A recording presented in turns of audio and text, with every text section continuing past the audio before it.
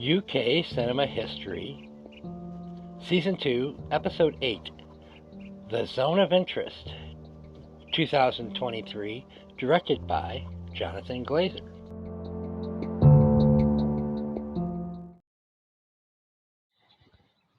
Hello, and welcome to UK Cinema History. I'm Eric Trometer.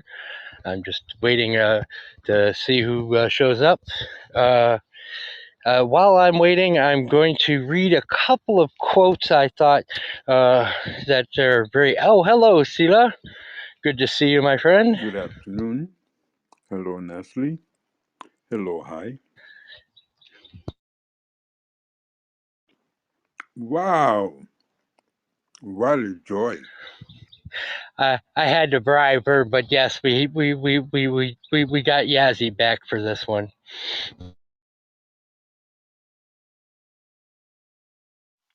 Hey!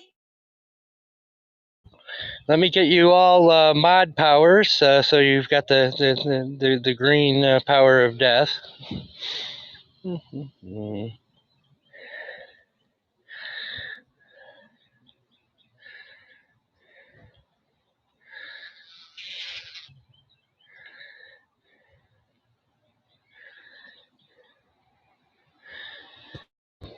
Welcome, Irina.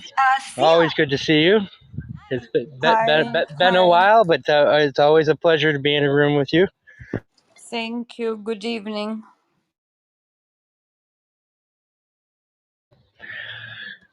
Go ahead, Yassi. I'm sorry I interrupted. No, I just wanted to ask Sila about his Nagisa Oshima rooms. You wanted to ask me about what? Your rooms about Nagisa Oshima.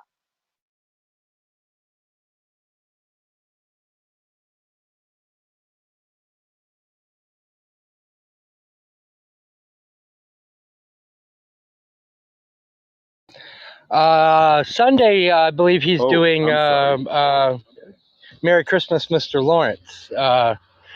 We just did The Catch yesterday. So yeah, I was there. Sorry. I was. But we'll do plugs at the end of the show because we've decided we're not going to tootle around anymore, and we're just going to get started and let the audience catch up. Just so that whole waiting around 15 minutes thing wasn't working for us because we're all kind of anxious to get started on the movie, I would say. But I am going to start with a quote and a conversation that I want to get out of the way before we get to the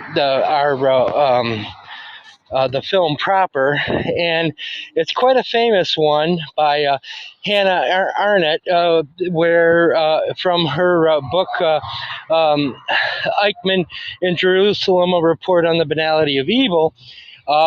Evil comes from a failure to think. It defies thought, for as soon as thought tries to engage itself with evil and examine the premise and principles from which it originates, it is frustrated because there is nothing there. That is the banality of evil. She goes on to say, for when I speak of the banality of evil, I do so only on the strictly factual level, pointing to a phenomenon which stared one of them in the face at the trial. Eichmann was not Iago and not Macbeth, and nothing would be farther from his mind to determine with Richard III to prove a villain. And of course, that was the birth of what's now become a cliche of the banality of evil. I have always had a problem with that phrase because when you look at Eichmann, for instance, or in this case, Rudolph Höss, these people weren't mindless bureaucrats. They were ideologues bent on evil. The fact that they used bureaucracy as their weapon instead of a gun, I don't think made what it any more banal myself, but this is a conversation that I'd like to kind of start this room with. And I also had a quote from Solzhenitsyn from the Gulag Archipelago. It's the one that I think it's pretty famous. If only evil people somewhere insidiously committed evil deeds, and it were only necessary to separate them from the rest of us and destroy them, but the line dividing good and evil cuts through the heart of every human being, and who is willing to destroy a piece of his heart? And he goes on to say, confronted by the pit into which we are about to toss those who have done us harm, we halt, stricken dumb. It is only because of the way things worked out that we were the executioners and weren't, or that they were the executioners and we weren't. And so, and I hate to do this when we're actually talking about the film proper. So that's why I kind of want to get it out of the way. I want to do a once around. Do you accept the idea of the banality of evil, that and we'll get into what that means in terms of the film later, but or do you think that that's a fallacy, and that there are actually just evil people, that say the people who committed January 6th weren't maybe misguided, but maybe had, you know, uh, a coup d'etat against our government in their soul, which is my contention, that the problem isn't the banality of evil, it is the ideology of evil. And I'm going to start, we're just going to go in PTR order with Sila. Well, that is a mindful, and what I mean with mindful is, as opposed to mouthful, that is a lot to digest with my cognitive possibilities, especially because you have touched upon a few things, if not just one singular but bombastic thing that has been in my mind. And I did not on mic when I was answering Yassi, so I gave you a little sermon, but you couldn't hear it. I was just saying that uh, it is going well, and yesterday we enjoyed it very much, or I did, and that I would talk about it today because for me has a particular strong connection to this film in the essence, which is actually what you're speaking of right now. So I really cannot say there's too much in my mind about this, because the core of it is the quotation you gave refers to thought. I've had the idea for a long time that intelligence cannot be complete until you understand the relevance, the importance, the connection, and the nature of being. So I don't know how can one divide intelligence and thought. In some ways they're the same, in some ways they're not. But for me, the a singular answer to your complex question would be, with the catch and with this film, I'm strongly thinking about where the human gets the arrogance or the conviction that he stands above something else. I mean, it's, as a film, is, I think, is quite good. I wouldn't say wonderful. I liked it, but there are so many details that just force me to question, irrelevant of what Glazer is trying to tell us or the novel was trying to tell us. Um, the the essence of a human, or the idea of a human saying, "I am better than that," as the woman Hedwig, his wife, says at some point, just during breakfast. Of course, she's gone through a couple of things in those last couple of hours. Her mother left, but she says to the to the servant, which is Polish, she says, "If I wanted to, I could have my husband um, throw your ashes over Venice. Where does this conviction come from that she has every right to wish that, just because she didn't collect the things from the table at the point she wanted them to be collected? I mean, I and the same thing is with the catch. Where does these primitive people, or these people at all, get the idea that we are more humans than this human? So that's my only answer to that for now.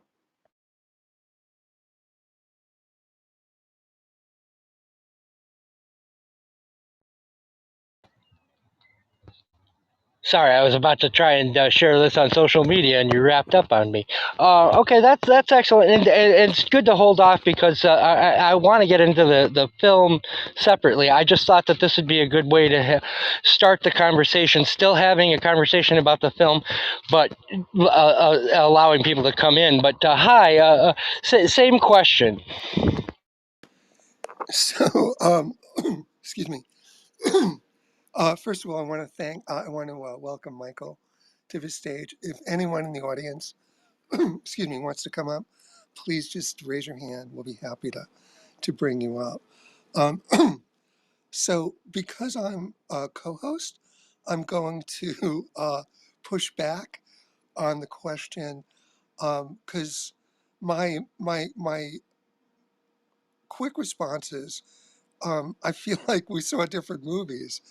I'm gonna I'm gonna make some remarks about I'm gonna make the remarks I plan to make for opening up because I think they're related anyway.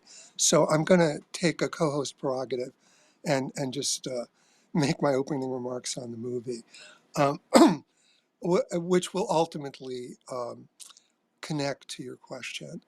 Um, this has been one of the most extraordinary years for movies ever. Poor Things, Barbie, Past Lives, Anatomy of a Fall, The Holdovers, American Fiction, Saltburn, all incredible films. But for me, The Zone of Interest is probably the best of that highly distinguished group of this year's Oscar nominees for Best Picture. Steven Spielberg, somewhat modestly, called this the best Holocaust movie I've witnessed since my own. I like that he used the word witnessed, which is a very Holocaust word. It probably won't win Best Picture, but probably will win for International Feature Film. Ironically, all the characters speak German. The movie was shot in Poland, but it's the nominee representing the United Kingdom.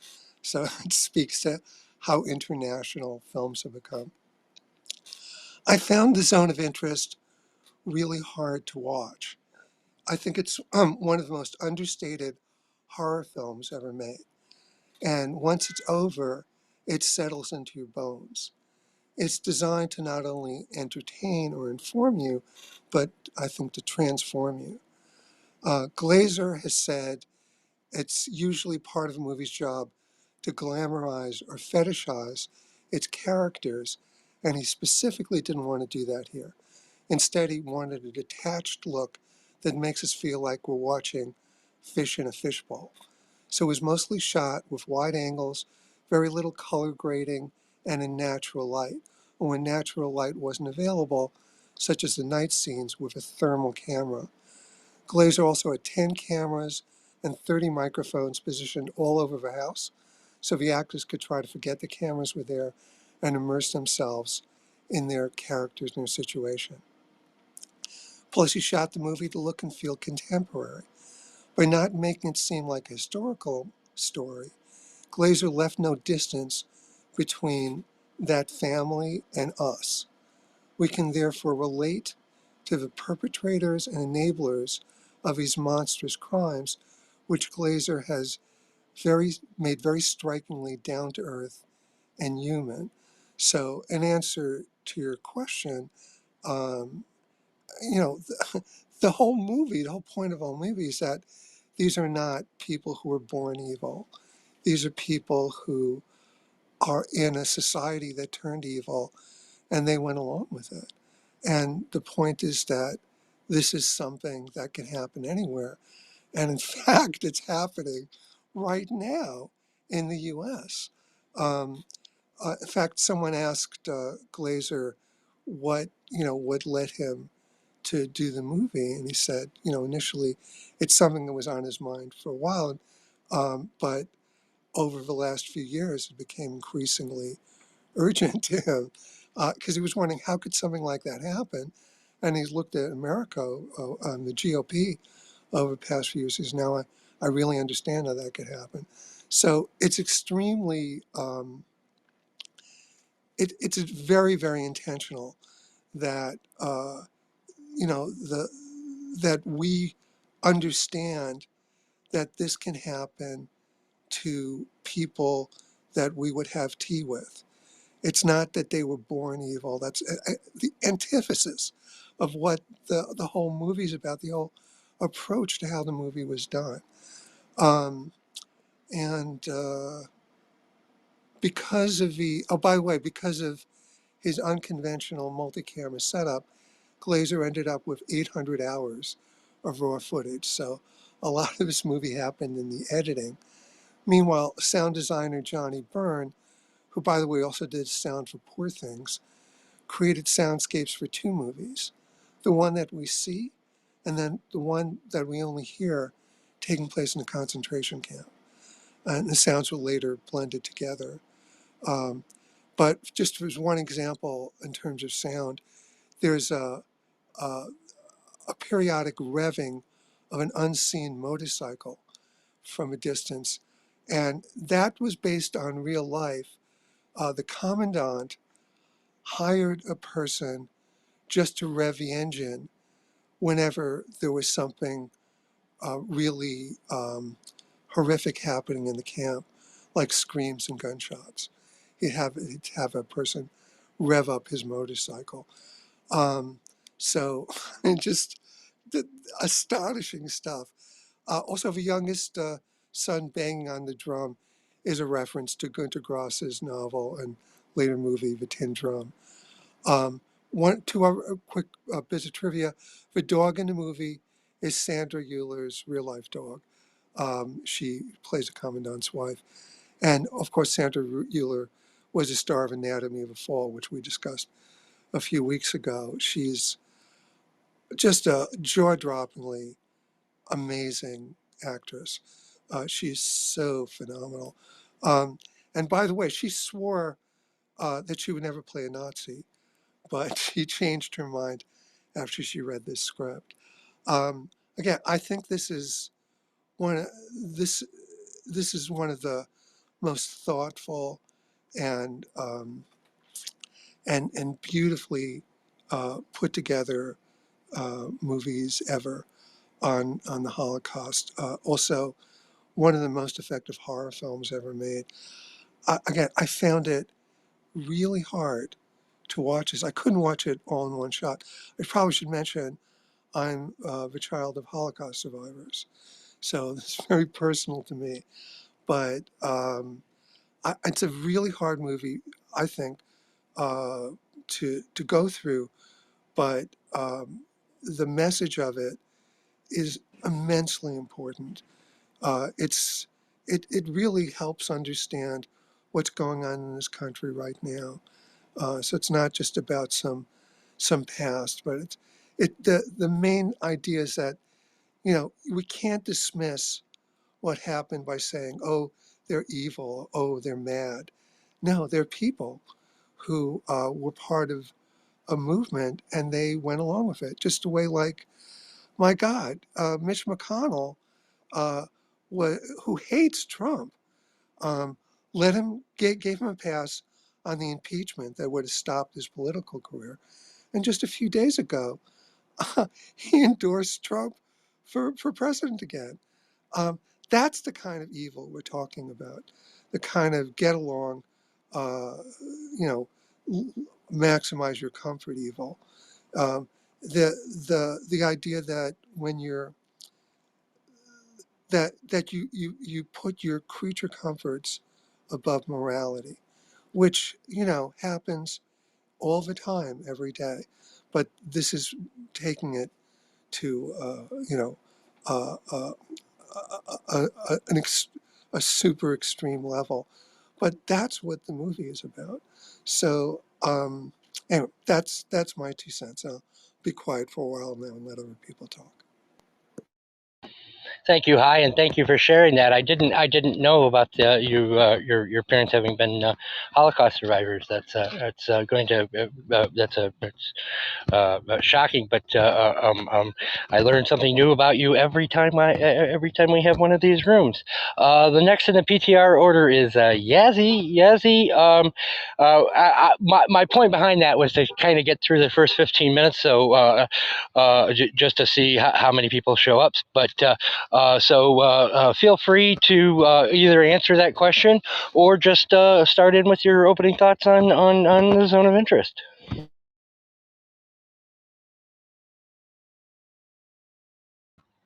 Yazzie, we can't hear you.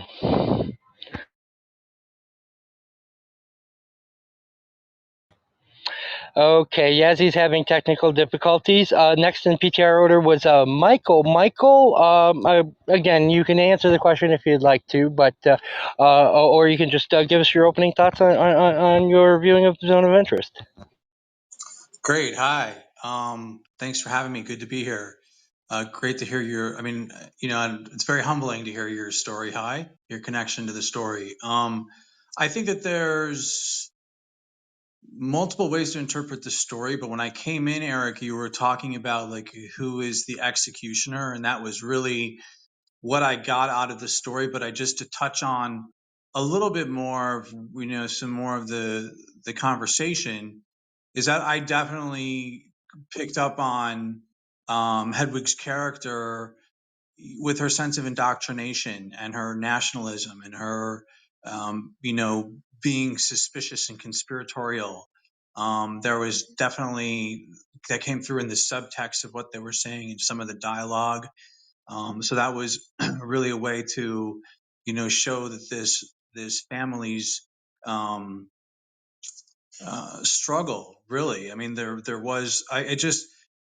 I think that for me, the film overall. I mean, what can you say? What an incredible actress Sandra Hüller was, and I forget the actor that played Rolf, but I mean, I was completely sucked into the family's story. I had some issues with the sequencing of how things kind of played out. Like after about a half hour, I was kind of like, okay, so where is this going? And it turns out that these big thematic, um, the thematic, the themes of the story were slowly, being filtered into the lives of the characters. And what you had said about who is the executioner, at the end of the film, I wanted to kill Ralph. I wanted to see him fucking choked to death. And I wanted Hedwig to die. Like that was the thing in the story is we didn't just hear the horror of what was going on. We didn't see any death. And I think that was where this concept of like, I think a lot of people who saw the film were probably just like me, the psychological thrill and the drama came in from getting involved in these people's lives and then wanting them to fucking get hurt. I mean, I wanted them to die. I wanted them to be punished. So I think that the theme of the role of the executioner, kind of played out for me, maybe from a little bit of a different perspective than other viewers of the story. Um, I had some issues with too, like the mixing of the girl that was putting the fruit out and the cutting of the film at the end. Um, Things connected, but at the same time, it left me with all of these questions, and I felt like I thought it was a brilliant film. I got a lot out of it. Like from what I'm telling you, like I was emotionally and psychologically involved with the characters, but I feel like I didn't get exactly what I wanted from it, and that was what was supposed to happen. And I think that kind of frustrated me. Um, I think it's a brilliant film. I agree with Hy. Don't think it's going to win the best picture, but it's definitely a horror film, certainly. And I could start picking at things, and I know that everyone else has something else to say. So I'll come back to me when it's my turn. Thanks so much for listening. Thank you, Michael. We're going to get back to Yassi, see if she can fix her tech issues. But I did want to welcome Lou to the stage. I know her mostly from or Lulu, I'm sorry. I know her mostly from the rooms about current events. So it's good to see you here over in my side of Clubhouse. Or Lulu, we appreciate it and hope you can come back more. Your thoughts on opening thoughts on zone of interest. Hi guys. Yes, Eric, indeed. What you actually do not know is that my job is a photographer and art therapist, and am film festival expertise. Let's call it like that. I've been a photographer, taking picture in film festival in the Netherlands for 15 years. Therefore, the love for movies.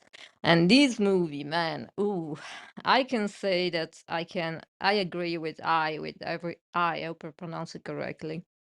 If not, I apologize. I'm not American, as you can hear. It's just high, like So like high. hi, okay, that's great. So I think I thought also when I watch it that that is gonna be a cult movie for especially for representing the Holocaust.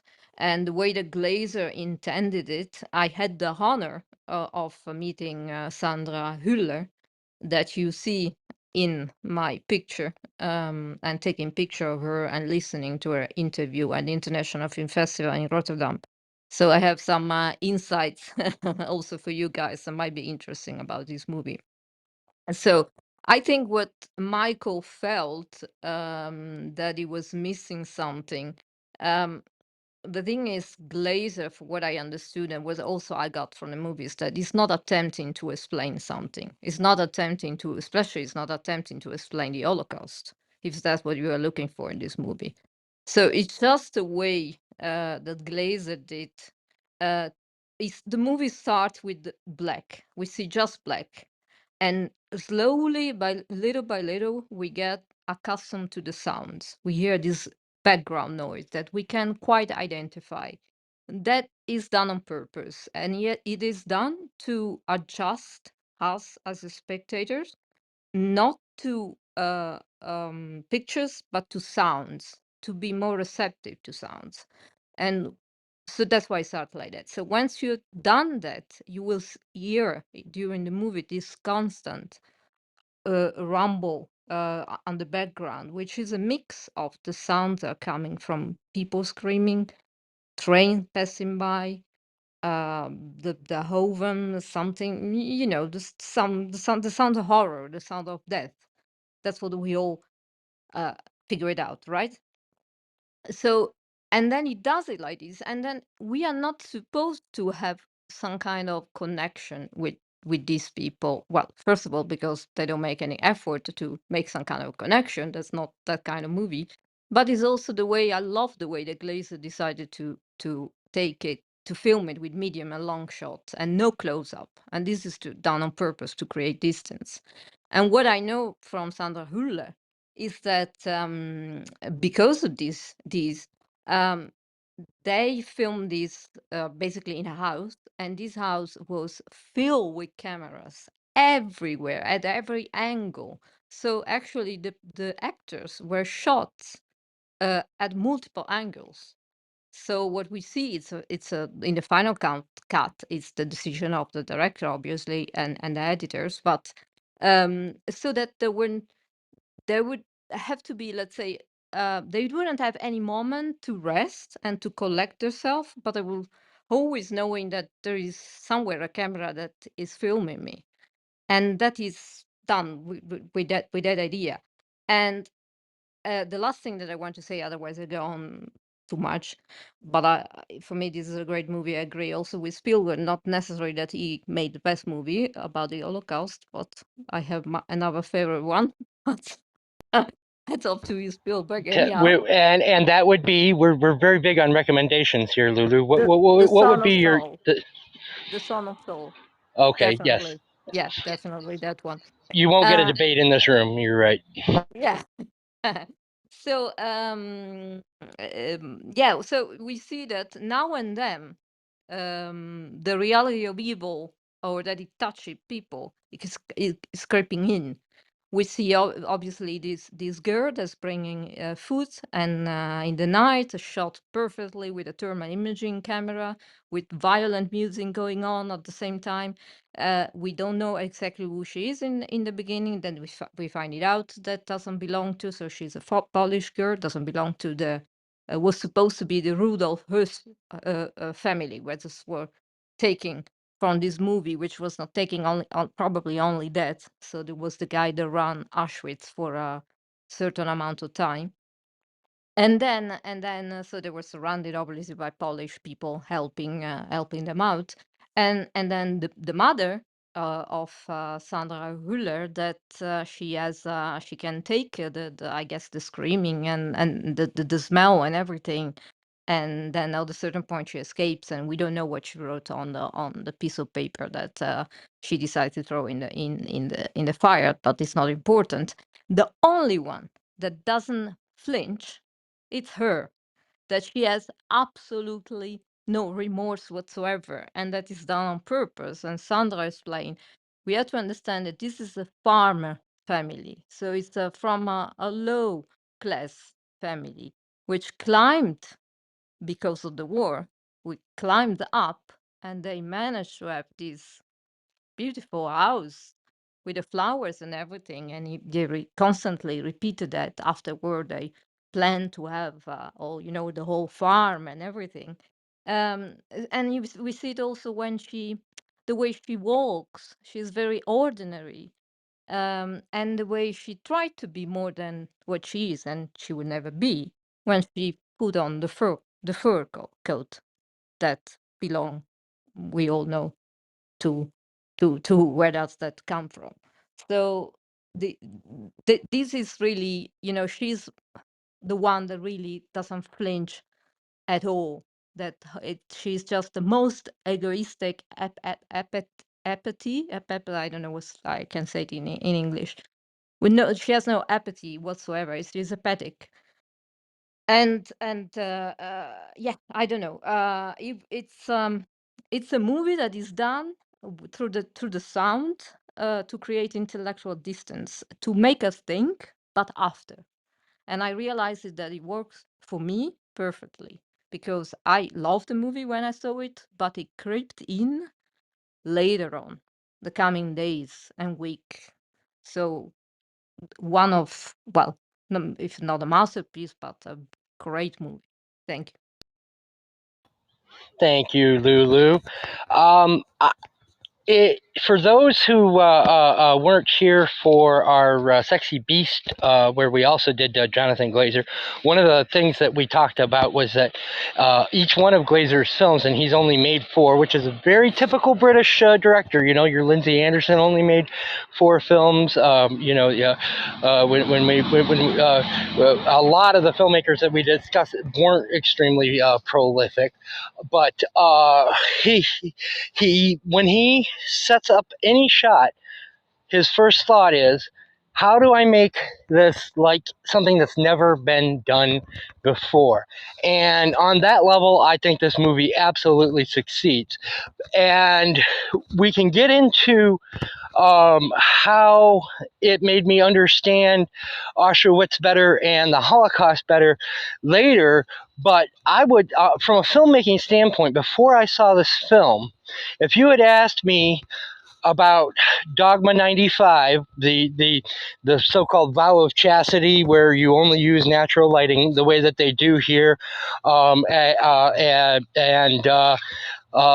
asked me about the slow cinema movement, I would have said, interesting experiment, doesn't work as a feature film because you need narrative to drive a story. And now I'm going to have to actually go back and watch some of those Lars von Trier films that I skipped, because now I've seen that it can be done. That mental block is over. I may be able to enjoy them in a way that I haven't before. And I'm just using him as the most well-known example of Dogma 95. But I do want to turn to Sila, because I had a very specific question, because Sila has, for the entirety of our friendship, been attempting to convince me that narrative is overrated in cinema. And I did read the novel, the Martin Amis novel, that this is very, very loosely based on.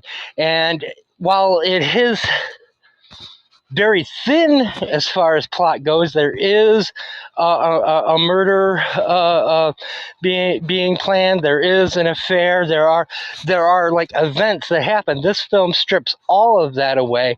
And Sila, when you talk about films existing on their own without the need for a narrative input, do you think this film succeeded in doing that?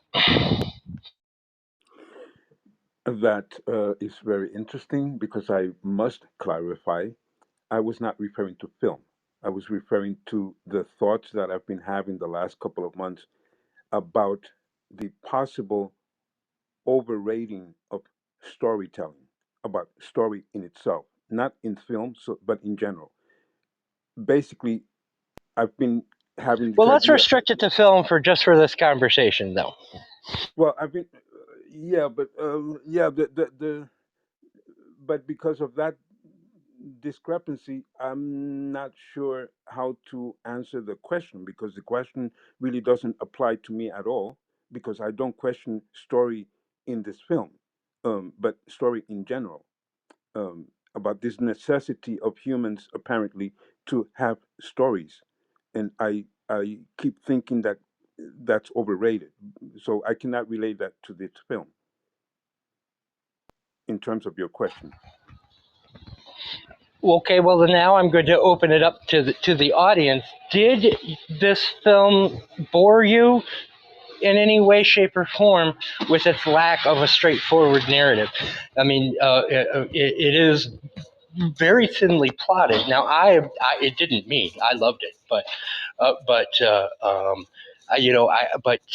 it does, when you are discussing the banality of evil, you do run the risk, I think, of actually creating a banal work of art, which I don't think this film did. But are there sections of this film where you were like, gosh, I kind of wish I was wondering what happens next? That's to anyone in the room. I did not uh, see the film at all as not having a clear story. For me, the story for me is very, very clear. Um, so I had no problems with that at all. I was not bored at all. I have many, many questions, which some of them could be answered, some of them cannot, because, for example, uh, I know that it's loosely based on the novel. But when I read about Hedwig and and their lives in real life in history, uh, that is not quite clear. The way she stood, she said certain things, but I'm not sure if that was the case. And then the film is portraying something that does not really correlate with what I have read. So I'm trying to deal with three things: the family itself, including how they moved to America, or her with her son, the novel, which I have not read, and the film. And then on top of the film, the artistic way that Glazer has used, which has a lot to do with what he wants to portray, which I cannot always read from his portrayal. So I'll stop at that. The novel isn't really relevant. The main thing Glazer got from that was the point of view of telling a story from the commandant's perspective, and also to be inspired by Amos's work to go to the same source material that Amos used and to read about the real life In fact, once he got hooked by that approach, he had his research team dig up everything they could find about that family. Uh, they had full access to the Auschwitz library, but that library is, correctly mostly about the victims. Um, but they scoured every resource they could to get every scrap of information they could find on the family. And for example, when the commandant is told he has a transfer and he has a conversation with his wife and she says, well, you go, I'm staying, I've got a home here. That happened. That is historically accurate. Um, but again, I think one of the astonishing things about the film is how real how real the characters are made to be.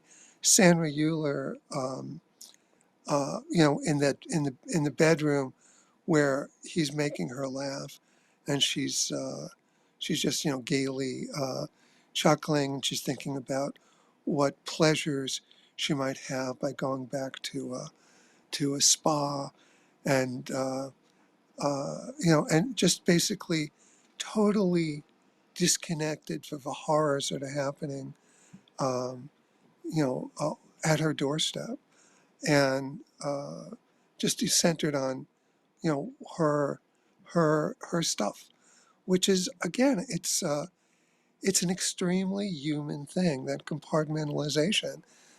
For example, people generally don't think about the horrors that went into bringing them the chicken or the hamburger that they're eating.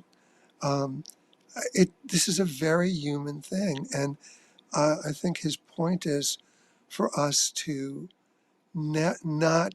He's not giving us the option of partitioning what happened there and saying, "This has nothing to do with me." Excuse me.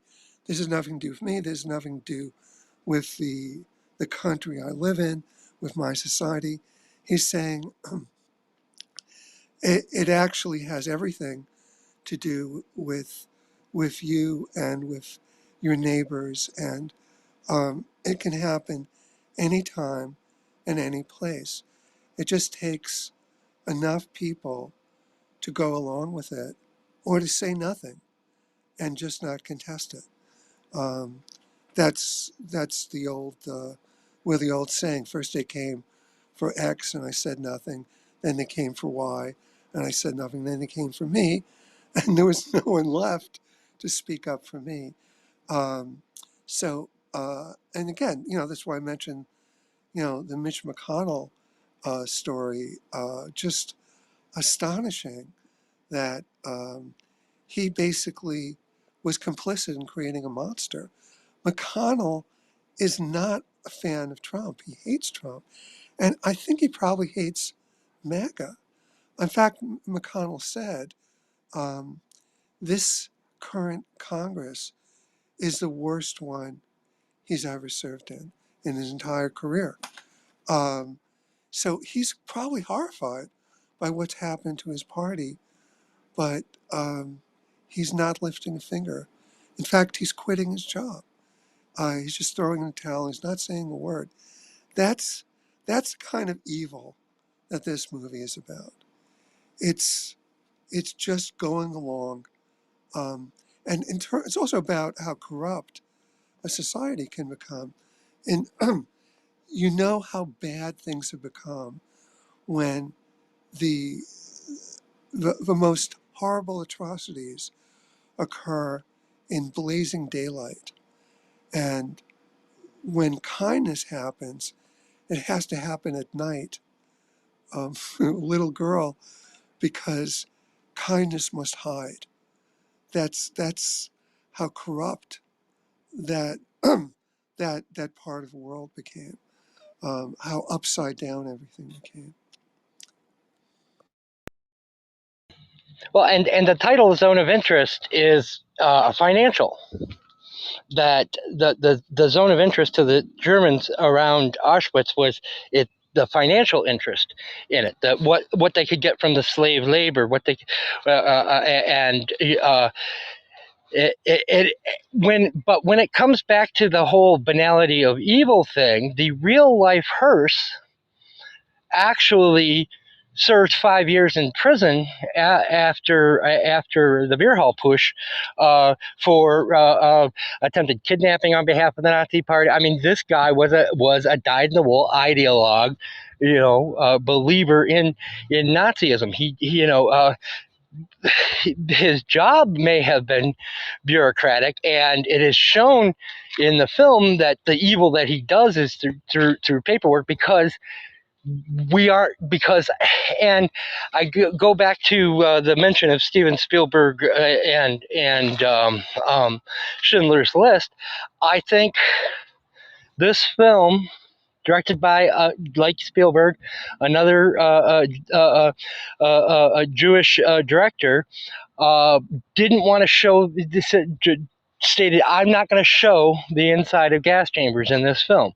We as a society don't need to see that anymore. We need to portray this evil in a different way. But it also filmically works the same way that we talked about with The Innocents, with the offstage violence, or the way over in Understanding Movies when we were talking about cat people. What you don't see is even worse. In the novel, the idea of the evil around them is in the smell, which we get a hint at with when the mother comes to visit, and you see her out in the garden. She hears the cries, and she's overwhelmed by the smell of literally rotting flesh, and has to leave. But then, to Hy's point, she is kind of the Mitch McConnell in that, because she doesn't do anything. She doesn't try to convince them to stop. She just leaves. That is to say, she is silently endorsing them. I did want to turn to Michael, who has got some experience directing films, with a quick question. One of the things that kind of bothered me for the first, I'd say, 15 minutes of this film was that almost anything that I was taught in film school was violated. You don't cut from one long shot to another because it's jarring. You don't allow characters off screen to monopolize a dialogue. All of these rules are being violated, and it takes a few minutes before someone like me can kind of realize that's the tone and the texture of the film, that it's going to show its rough edges.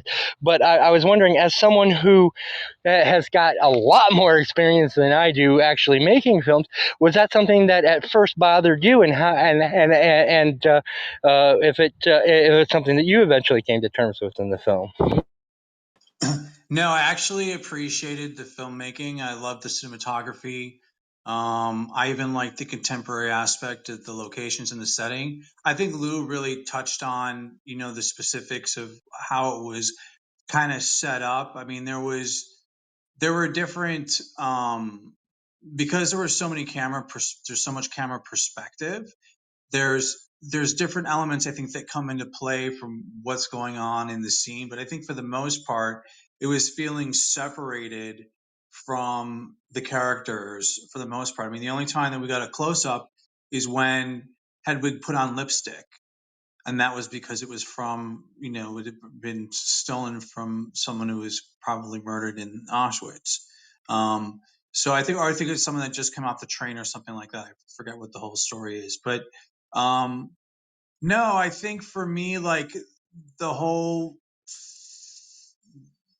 film played out really well, and you would lose some of the aspect of the audio if it was cut differently. And I think that when you're making a film, you're going to cut it according to how it needs to feel. And so there is some disorientation that's the thing that I really loved about this movie, though, is because even though, like I said, even though we were separated from the characters in a lot of ways through the camera perspective, we're also thrown into their world. There was like the way that they marched around the house, and the feeling of being inside the home with them, was like very uh, psychologically jarring in a lot of ways. Something like Tarkovsky would kind of play on, is like really throwing you into the natural elements of the character's world. But yeah, I think that just Lou hit on it a little bit better than I did. So I don't know if that answers your question. When it came down to the narrative aspect of it, I'm fine. I'm fine with the fact with how the story was cut up. I felt like I just it could have been done a little bit differently. So that's my filmmaker perspective. And I think most films lack narrative. So when it comes down to it, there's really few great stories, in my opinion. So I think this is one of them. Excellent. And to that point, I thought, quite honestly, that this was the best way to actually tell this story, as opposed to Amos's novel being actually adapted, because because three different narrators, the way that he has it, isn't going to work on film.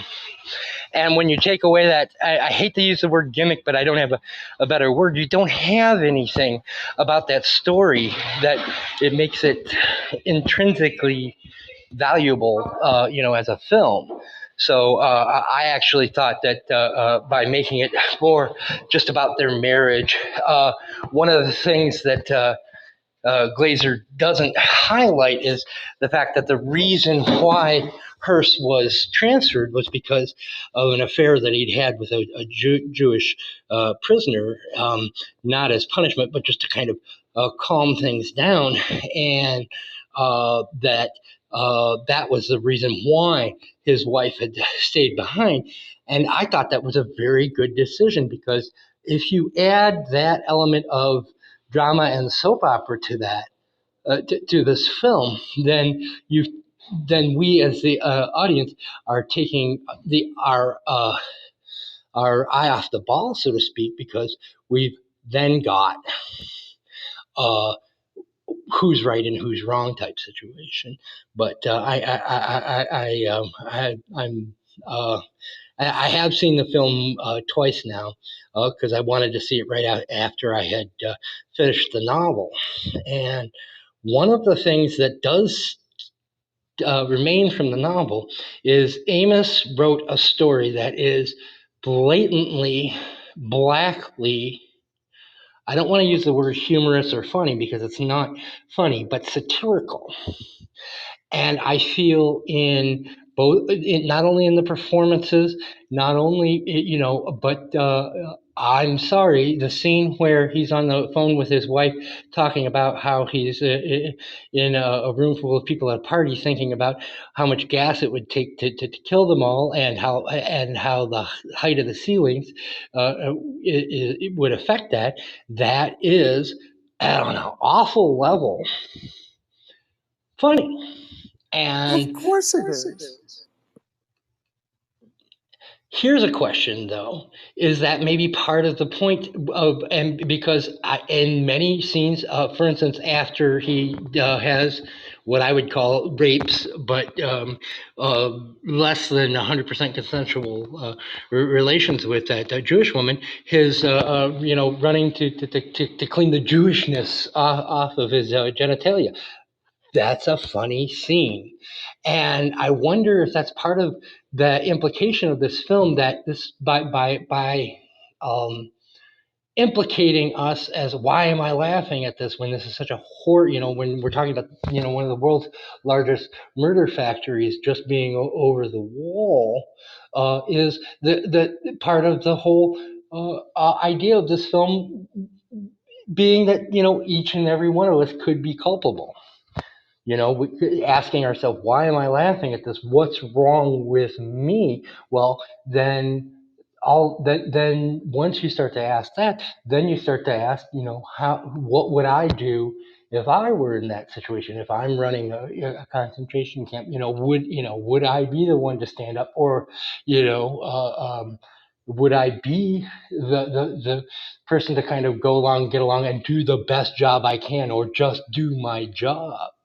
Which, when we get to talk about the ending, I think it's going to be a very important tie-in. But those are my thoughts on that. I definitely felt like I was a gawker on this film, and I understand exactly what you're talking about, Eric. Eric, if I might answer, I think if you are asking yourself why you're laughing, I think then Glazer reached the point, made the point, because we are witnessing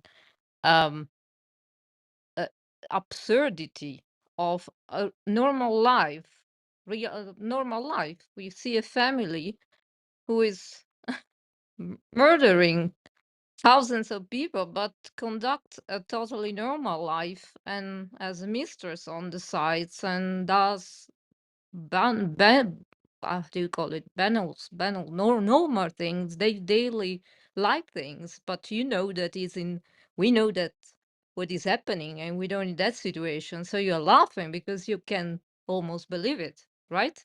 It's just, and then you start asking yourself, would I have done the same being in that situation? And you start thinking, and that's very good. That's exactly, I think, what the director wanted to bring us. I agree with that. By the way, Lulu, you mentioned that there was a Holocaust movie you really liked, and you said it kind of fast, and I didn't catch Oh the yes, title. Could you say it The again? Son of Soul. Son of Soul. Is that Soul, Soul? Saul. Or maybe I pronounced it wrong. Saul, the son of Saul. Oh, okay. Thank you.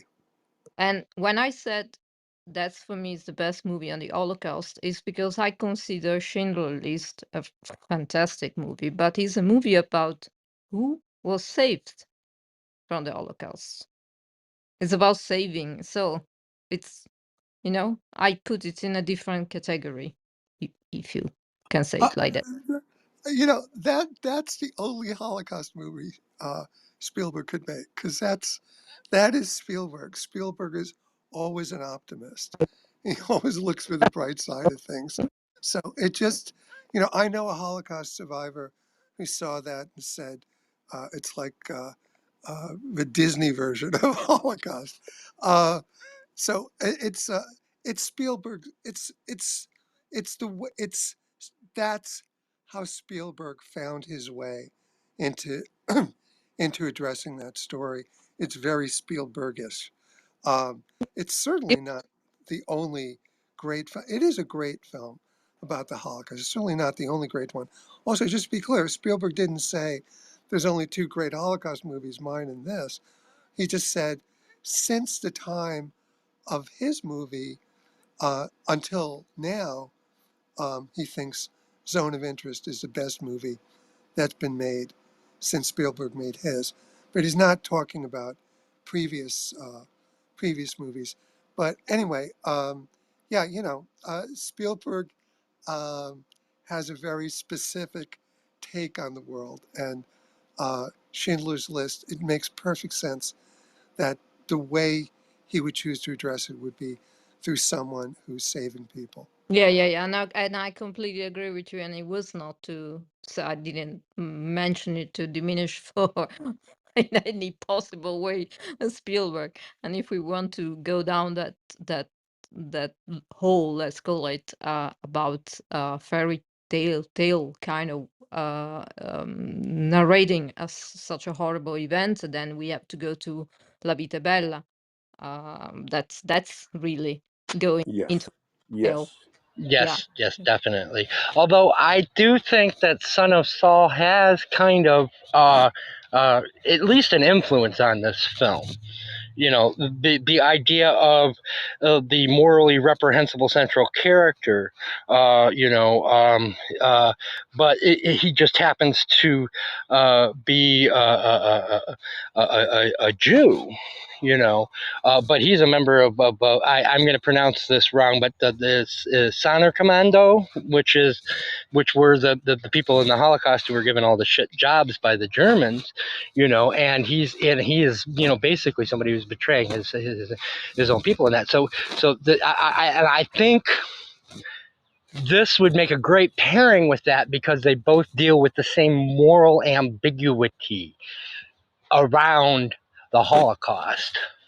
I think they'd make I think that it pairs much better with Son of Saul than it would with a Schindler's List. I would like to mention two things. One, I want to just get off my chest, and that is this statement, which I have read several times and heard here from Spielberg. I think it would be more or less. I'm trying to be gentle here with the words I choose. I would prefer to hear from him, this is a great Holocaust film, and not compare it to his. I think that that did not sit well with me at all.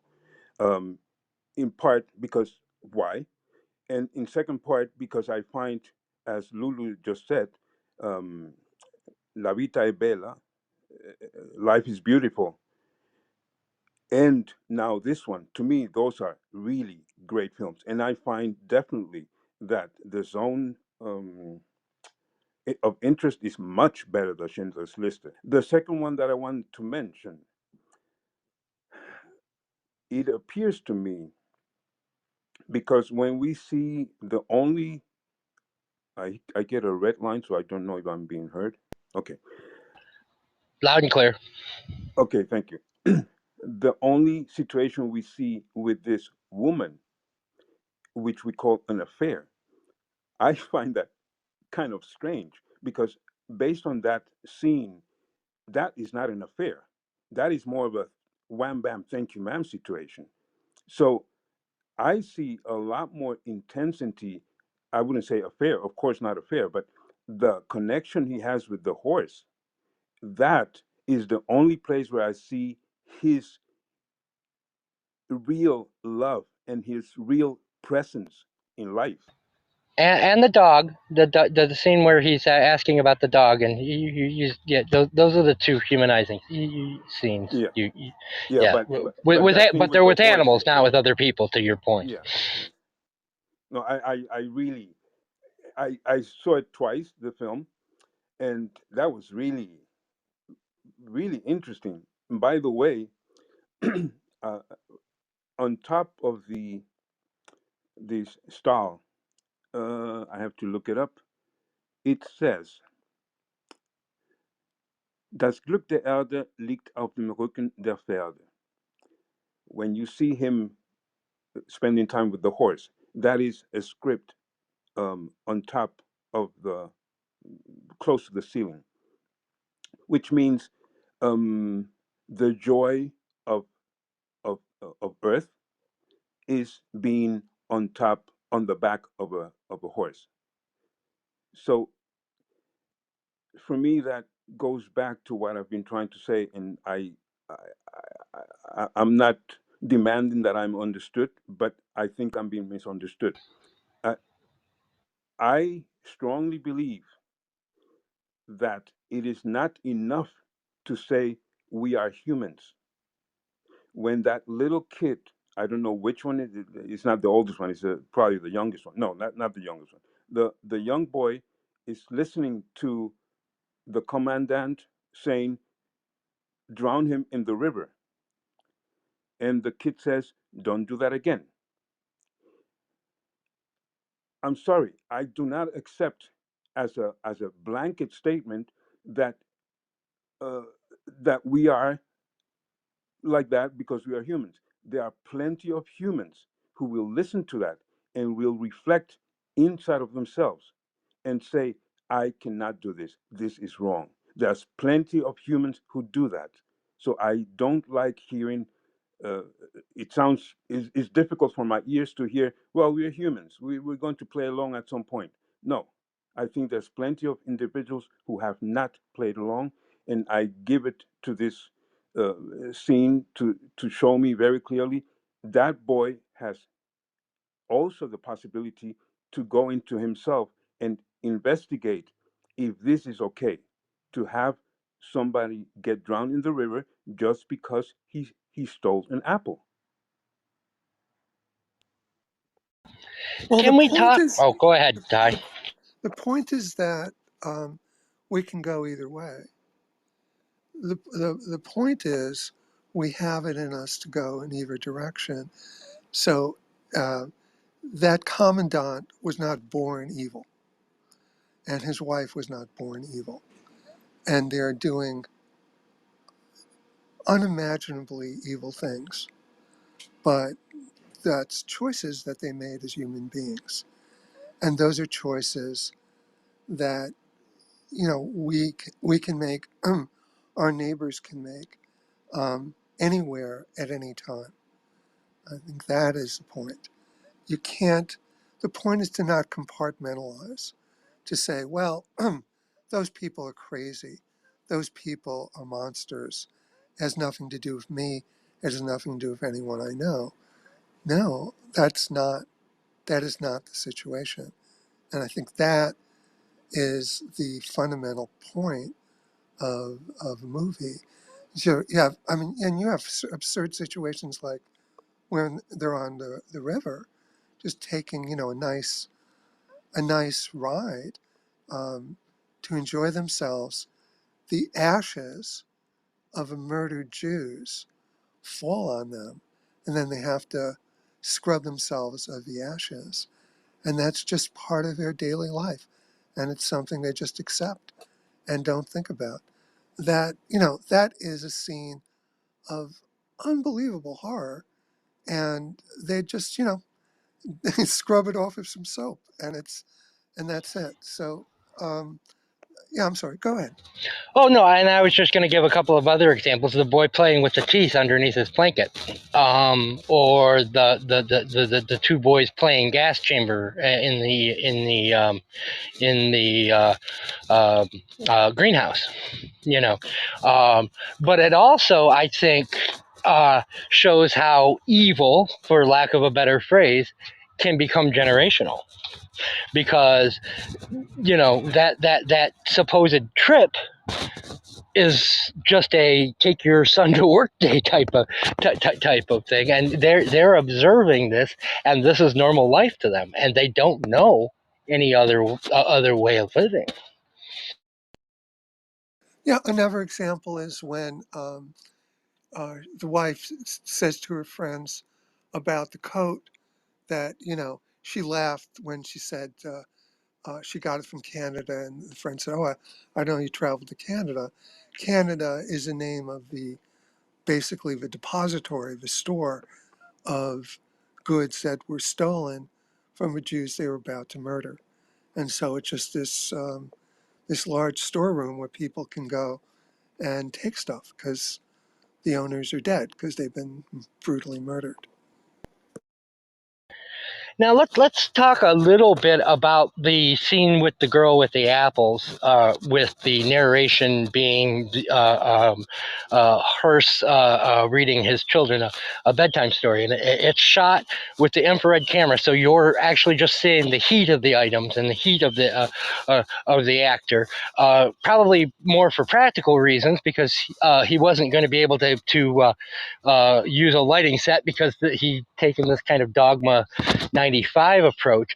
But we talk about Schindler's List, and I'm going to stand up a little bit for Schindler's List, but the fact that he switches from normal color photography to that with a young girl in a dress, I of course thought of the red coat in Schindler's List, the one touch of color. And to defend Schindler's List, Steven Spielberg was making a different kind of movie for a different, I'm not going to say less sophisticated, because I've been getting into trouble for saying that, but for an audience who experienced things in a 1990s way. And what Spielberg was going for was poetry. And I still think the ending of Schindler's List, with the Jews coming out singing that beautiful, beautiful song, and honoring Oskar Schindler's grave, is one of the greatest endings of any film I have ever seen. I choked up when I saw it the first time in the theater, and I choke up anytime I see that film. And so when to me, Schindler's List, I don't see this film existing without Schindler's List being first, in a way, because there's a kind of a reaction to that poetry, because this is not a film about poetry, the way that Schindler's List was. But again, maybe I'm just being the contrarian of the room, but I think Schindler's List is a better film than not maybe than this, but for its audience at the time, absolutely I do. I think and I think it had a greater impact than this is going to have, because Spielberg made it in that poetic way. But I'm open to contradiction on that. No, I think the impact thing is the critical thing. I mean, again, I think Spielberg made it because that's the movie he needed to make, given his take on the world. That was his in. But also, absolutely, I mean, Spielberg's take on the world is creating stories that are for mass audiences and that will be embraced by mass audiences. And there's great value in making a Holocaust film for mass audiences because there's still I mean the the guy who won the I think it was North Carolina GOP nomination to run for Robinson. Robinson for governor is a Holocaust denier. Um, the guy who ran against him had to run commercials saying the Holocaust is real and Hitler is evil, and he lost. He lost. This is the world we're living. This is the world we're living in now. It's terrifying that I mean, in a way, it's good because it means most likely the Democrats will win uh, the governorship against this lunatic. But yeah, but that he won the GOP nomination in Super Tuesday. That's who the GOP is running: a Holocaust denier and a Hitler fan. Um, but that's why there's a need for Schindler's List, because there's a need for somebody who understands how to reach mass audiences and pull them in and have them want to see the movie, and in the process of doing that, um, understanding what actually happened. So there's tremendous value to Schindler's List. Plus, it is actually an excellent film, but the approach that Spielberg made was very much calculated uh, to be a film that would be seen by virtually everybody, and he was successful at it. So yeah, it's and there's no shame in being popular. I, personally, am a huge fan of things that's why one of the reasons I love Barbie, um, and get frustrated by people who look down on it, get frustrated by the Academy for not giving it its due this year. But yeah, I think Schindler's List is amazing for a number of reasons. But I also am very grateful that Johnathan Glazer had the the chutzpah and the integrity to make a film like this, which is um, Eric, you're saying it's kind of in some way, I guess you could say it's like an answer. It is almost the antithesis of Schindler's List, and yet at the same time, I think it is. I think it is made artfully enough that it is also accessible to a large audience. it obviously will never reach the audience Schindler's List did, but I think it'll reach a lot of people. And I think that the message that it has is equally important to, or more important to Schindler's List. This is the message that I have been carrying with me about the Holocaust since I can remember, is that this, because I grew up with stories about the Holocaust from my father. And the main thing that I got is that, you know, I just say briefly, you know, Auschwitz is in Poland. My parents are from Białystok, Poland, and when the Nazis came, you know, Nazis invaded Poland, but when they came, my father told me the attitude of his neighbors, other Polish people who weren't Jews, was, "Oh yeah, thank goodness you're here. What took you so long? Here, the Jews are here and here and here. Go get them." So it's not that, it was just Germany who hated Jews. There was rampant anti Semitism in Europe, and Poland was virulently anti Semitic. And so the, my, when the Nazis were coming, my family lived in this Jewish village, and my father, who was like, I don't know, 12 or something, he was a teen, and he said, the Nazis are coming, we should leave, and we should, because we don't know what's going to happen. And his father, it was his father and his sisters and his grandparents. His father was the head of a household. He said, we Jews have been persecuted uh, in Poland for centuries, and we always, survive. And this is just another persecution. We'll survive this too. And my father said, I really think we should leave. We can go into the woods, wait a few days, and see what happens. And my father said, look, we've got one gun, the family gun. You take it, you go into the woods. We'll be here, we'll be fine. Come back in a few days and you'll see everything's okay. So my father couldn't talk him out of it. He did that. He went into the woods. He came back a few days later. The entire village was gone. They'd all been put on trains and shipped to concentration camps.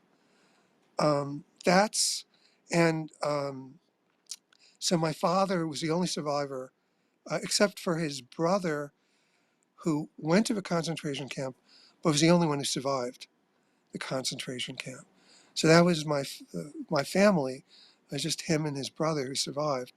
And my father was he formed a commando unit in the woods with other Jews. And one of the things they did was there were Polish farmers who would inform on Jews who were hiding. They would tell the Nazis, "Oh, I'm pretty sure there's a Jew hiding here. Go get him." And so one of the things my father's unit did was they would find those farmers and kill them as a message that it's not cool to out Jews who are hiding so they can be murdered. So there was a lot of anti-Semitism that was happening at the time. It wasn't only in Germany, and this is the story that this movie, I think, is trying to tell. That this wasn't perpetuated by a few people. It wasn't perpetuated by madmen. It was ordinary people who went along with an idea that certain types of people could be labeled as vermin to be exterminated. And by the way, Trump is using Hitler's language right now. He's talking about tainted blood, and he's using the extermination language where he's equating people to to insects and animals, that it's okay to, he's not saying it's okay to kill them yet, but that's where he's headed. He's using Hitler language. So I think this movie is really important, just like Schindler's List is really important. And I hope it gets seen by an enormous number of people, and I hope it wins the Best International Picture Award on the Oscars, because it's in some ways the most important movie of the year for my way of thinking. If I may quickly, Eric, I love the story. I'm sure you already wrote it down and you're ready to put it in a script, and you're ready to or looking for a producer, because I will definitely want to watch it. To add to that, oh God, I lost my train of thought. Oh God, it's gone. Yeah, forget it, guys. I thought I would want to say something really important, but now it's gone because I was taken by the story. He will come back. Thank you, Eric. I will interrupt you again when he comes back. You didn't interrupt me. I also have an interesting relationship with how this film made me feel about the modern day. But to Hy's point about anti-Semitism, we also have to look at Stalin and the Russian pogroms.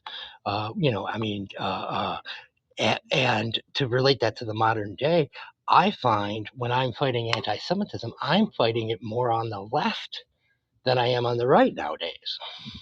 That when I'm hearing anti-Semitic tropes, they're coming from people who are in the same unions that I've been in, or have fought for the same causes that I have. That the word Zionist now has become a byword for someone we can treat as a second-class citizen. And so, as far as the insidious nature of anti-Semitism, it's also not based on your ideology anymore. I totally agree with that. And what I wanted to say, and I came back to me, and what the movie does brilliantly, and as the message is very strong, is that we have to be careful, because the evil is all around us. It's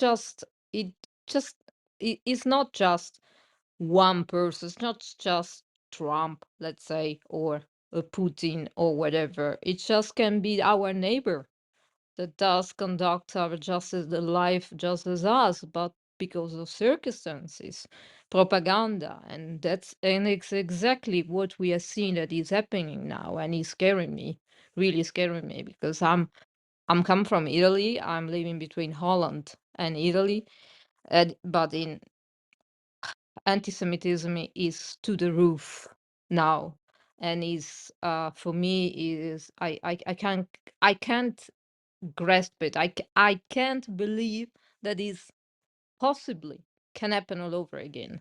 And I think that's what's the movie try to warn us, that if we don't pay attention also, evil can take hold of us. And in this case, it's talk about the Holocaust, but you can broad it to whatever, something else. And so we have to pay attention. And about to go back to the movie again, it's I don't know if it was Eric or I that talk about that at a certain point we see that this can be a generational thing, because obviously the kids see as normal what the parents do and what their surrounding teach them.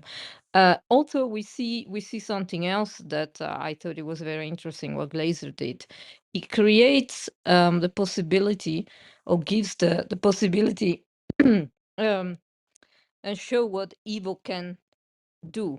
that it kind of affect them as well. Like we see the mother that can take the smell, so she has to go away. We don't know if it's just I can take it anymore and I just escape. So it's we can only assume. But we see that the children are being affected, but we're starting to have nightmares.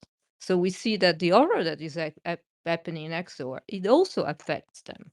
And we see also with the almost final scene, um, what happened to him when he's kind of, well, first of all, I think the smoking, inhaling the burn humans every day probably did something to his lungs, or does something to his lungs, so he has to throw up.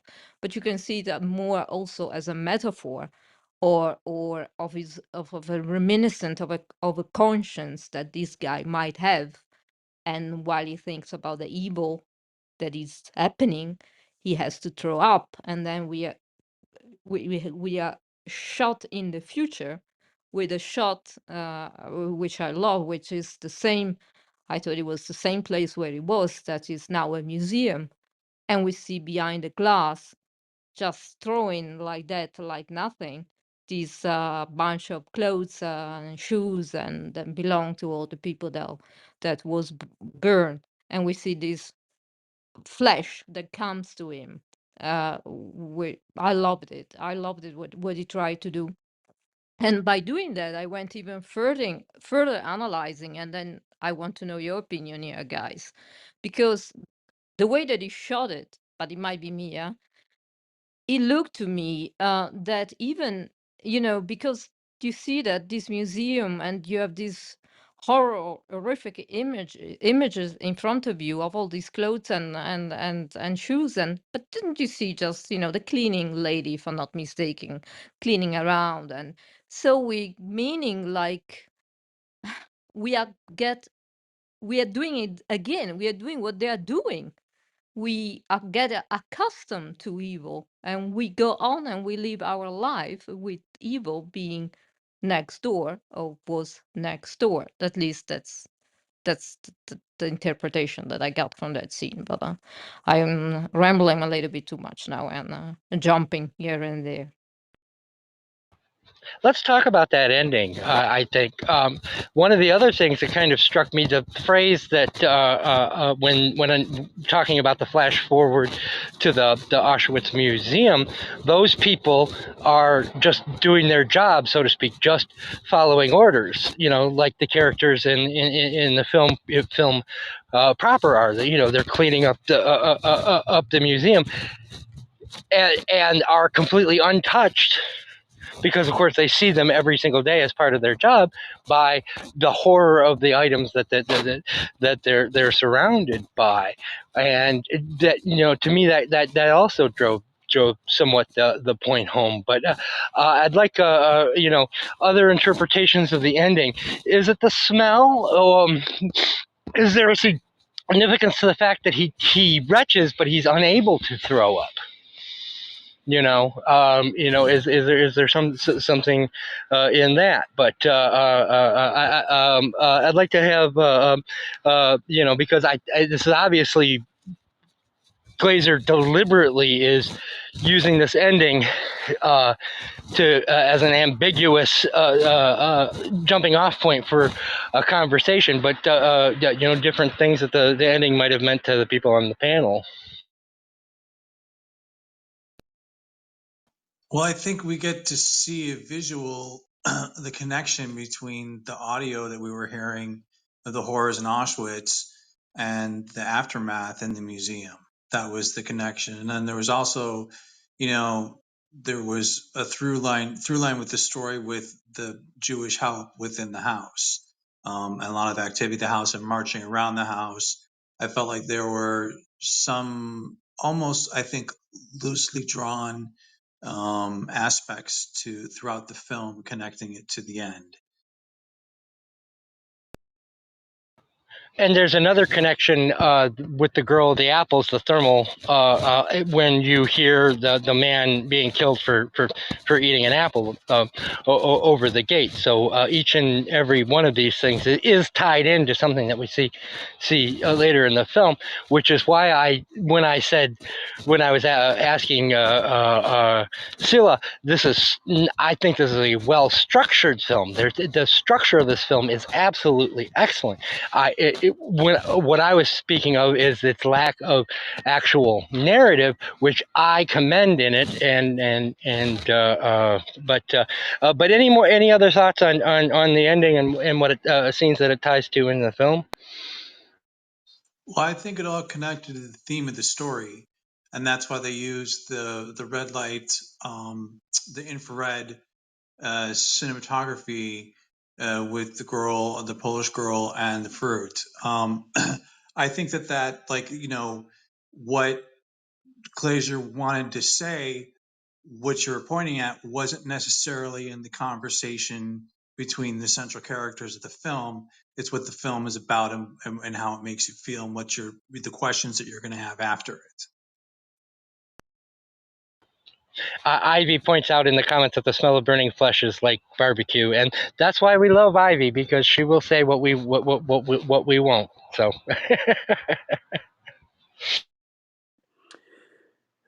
The way I remembered, I see this black space, and it looks like the moon, and that turns out to be the door of the museum as it is later on. So I did not try to understand it. I don't think I have to understand everything, but there seems to be a connection he's trying to make as to some of the points that some of you have been making for the last hour or so, as to how overarching is the possibility that such a thing happens. Because we see the people cleaning, we see them actually, first of all, measuring when they're planning to turn it into a museum. Uh, and then you keep seeing him going down. Um, and then, like I said, this thing that I thought at first it was the moon, but it turns out to be the peephole for the door, and then the women open it to start with the decoration, the planning of the architectural planning of it, and then it is the museum, and they're cleaning it, everything. So it's all basically one thing. It's one situation that we are historically reserving it or preserving it, doesn't change the fact that it is one story, one state of the humankind.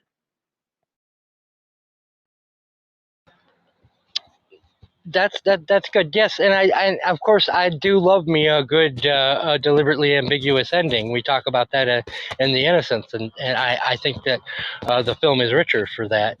And again, we are still talking about the film afterwards because of an ending like that. What did we think of the red screen a little bit before that? What thoughts were going through your head when the screen just turns red and then the sound effects slowly come in and you get that almost sounds like a Moog synthesizer burp as an artistic flourish.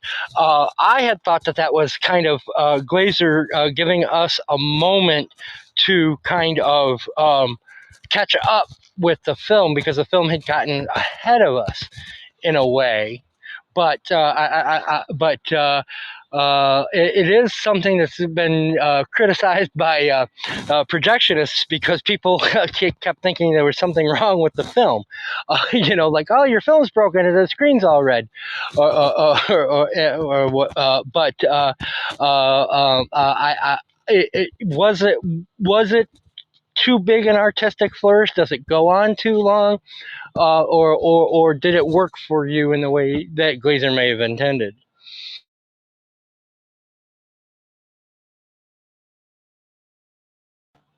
Obviously, I noticed it more than the rest of you, but yeah, there's a good Oh no, I noticed it. there's a And good I, 3 minutes. said, I had some problems with I felt like some of the way the film was developed, it didn't totally always work with me. But I felt my thoughts were the reason that he did that is because he's preparing us for how the film is going to be cut. And I think that was, like I was saying before, the narrative, the themes of the story come into your questions as to what it was all really about. So, um, yeah, that was my thought as to why he did that. I didn't feel like it was just some like, aesthetic idea that he had. I felt like it played into the preparation for how the film was going to be cut, because you're jumping around from different perspectives, camera perspectives. Different zones of interest, so to speak. Exactly. Which it's interesting that the three narrator structure of the novel, where each chapter is told by in three different sections by three different narrators, is something that on my second viewing, having just read the novel, I think Glazer does a very good job of reproducing the end effect of that with the multi-camera, multi-angle, and I don't want to say multi-storyline because, but multi things going on. You know, yeah, and like you said, Michael, I think that red screen gives us a moment to kind of catch up with all of that. You know, to kind of sort it all out in our head before, before we move on to the third act of the film. But I thought it was a very interesting artistic choice to put that in a film where you just have basically 3 minutes of sound effects and a red screen, and that shows a lot of trust in your audience that they're not just going to go, oh, boo, or a lot of trust in critics who aren't going to say, well, has the film earned this moment, or something like that. But I don't have all the answers, but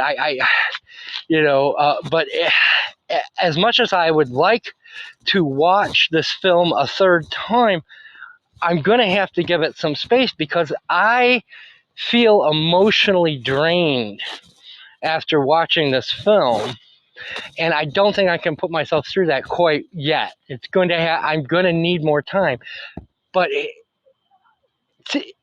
there's something about this film that has stuck with me. I think about it daily now. Something in life will remind me of something in this film on a daily basis, and there's something magical about that.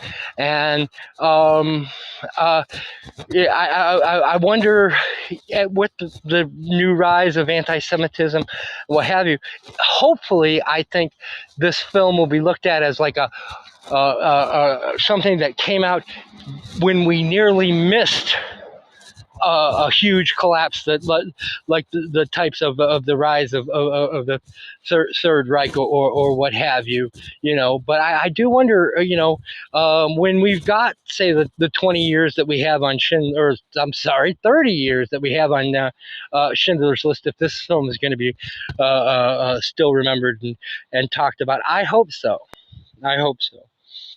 I definitely think so. And I just wanted to say that the feeling that you have, Eric, then is exactly the feeling that I had, that I said in the beginning, and that I think Glazer was hoping that to leave us with, that is kind of coming and back to us and make us think and look at things in different way. And the reason I think that he managed that to work, besides being obviously of a very striking theme and relevant also from the time that we are living now, unfortunately, is because of sounds. It's like we are seeing two movies at the same time.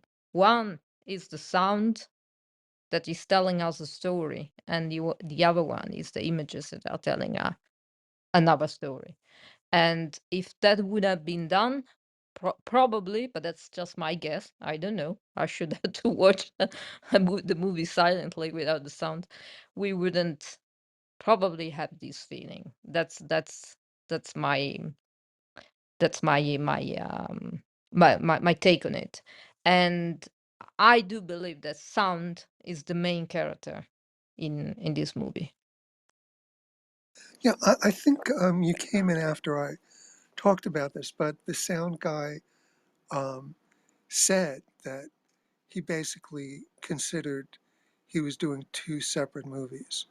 There was a movie we see, and then the movie we don't see, and that's how he handled the sound. He handled the sound as two different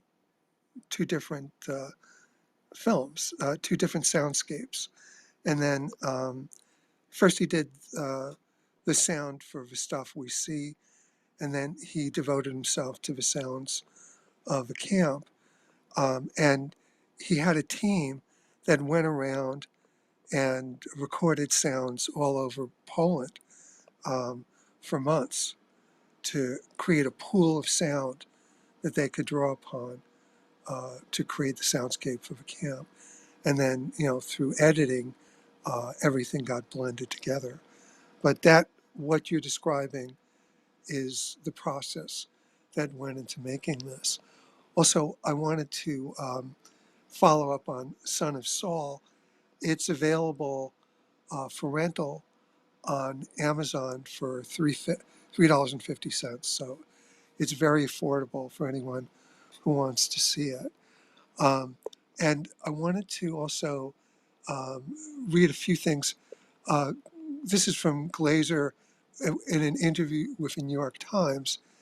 He said, I wanted to dismantle the idea of them as anomalies, as almost supernatural. The idea that they came from the skies and ran amok. But thank God that's not us, and it's never going to happen again. I wanted to show that these were crimes committed by Mr. and Mrs. Smith at number 26. Um, so, yeah, that's exactly. And also, this is the part that the film doesn't cover, but I think it's interesting. And I think, because of the way it ends, um, it's almost, imploring us to to do our own research and reading afterwards to find out what actually happened next. So what happened is, oh man, oh, here it is. Toward the end of the war, the Huss family went into hiding in northern Germany, hoping to bide their time until they could escape to South America, where many Nazis sought refuge. Hedwig and the children settled above an old sugar factory in the coastal village of St. Michaelsdom, while Rudolph moved to Flensburg and worked at a farm under the alias Franz Larrig. It took a year for authorities to catch up with a former commandant. In March 1946, British soldiers showed up at Hedwig's home. Um, uh, Rudolph's daughter, Bridget, later recalled, my older brother, Klaus, was taken with my mother. He was beaten badly by the British. My mother heard him scream in pain from a room next door. Like any other mother, she wanted to protect her son, so she told them where my father was. So she ended up informing on her husband to keep them from beating her son. The man in charge of his search was Hans Alexander, a German Jew who'd fled Berlin in the 1930s and ended up in Britain. When Alexander turned up at Rudolph's door one night, the Nazi denied that he was a former commandant, but his wedding ring proved otherwise, bearing the inscribed names Rudolph and Hedwig. Following his capture, Rudolph testified at the Nuremberg trials, providing detailed accounts of a killing machine and his own role at Auschwitz. He was the first senior Nazi to confess to these crimes, taking responsibility for his actions, while many of his peers refused to admit any wrongdoing. Transferred to Poland, he was tried for murder and sentenced to death by hanging. While awaiting execution, he wrote an autobiography, painting himself as, quote, a cog in the wheel of a great extermination machine created by the Third Reich.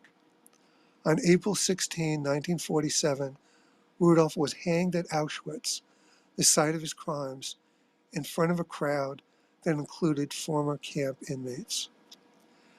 And after his execution, the family struggled to make ends meet, but there's speculation. Hedwig didn't receive a pension or ever government funding, but she never held a job either, leading her grandson to speculate she survived, quote, from the old Nazi network that flocked around her.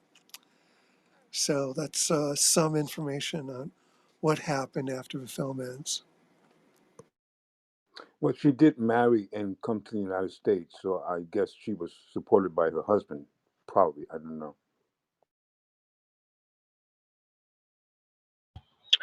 And died in her bed. Yeah, well, but there again, we're back to the banality of evil, because of course, those are the people that there were no trials for them, because so much of that whole society would have had to been put on trial.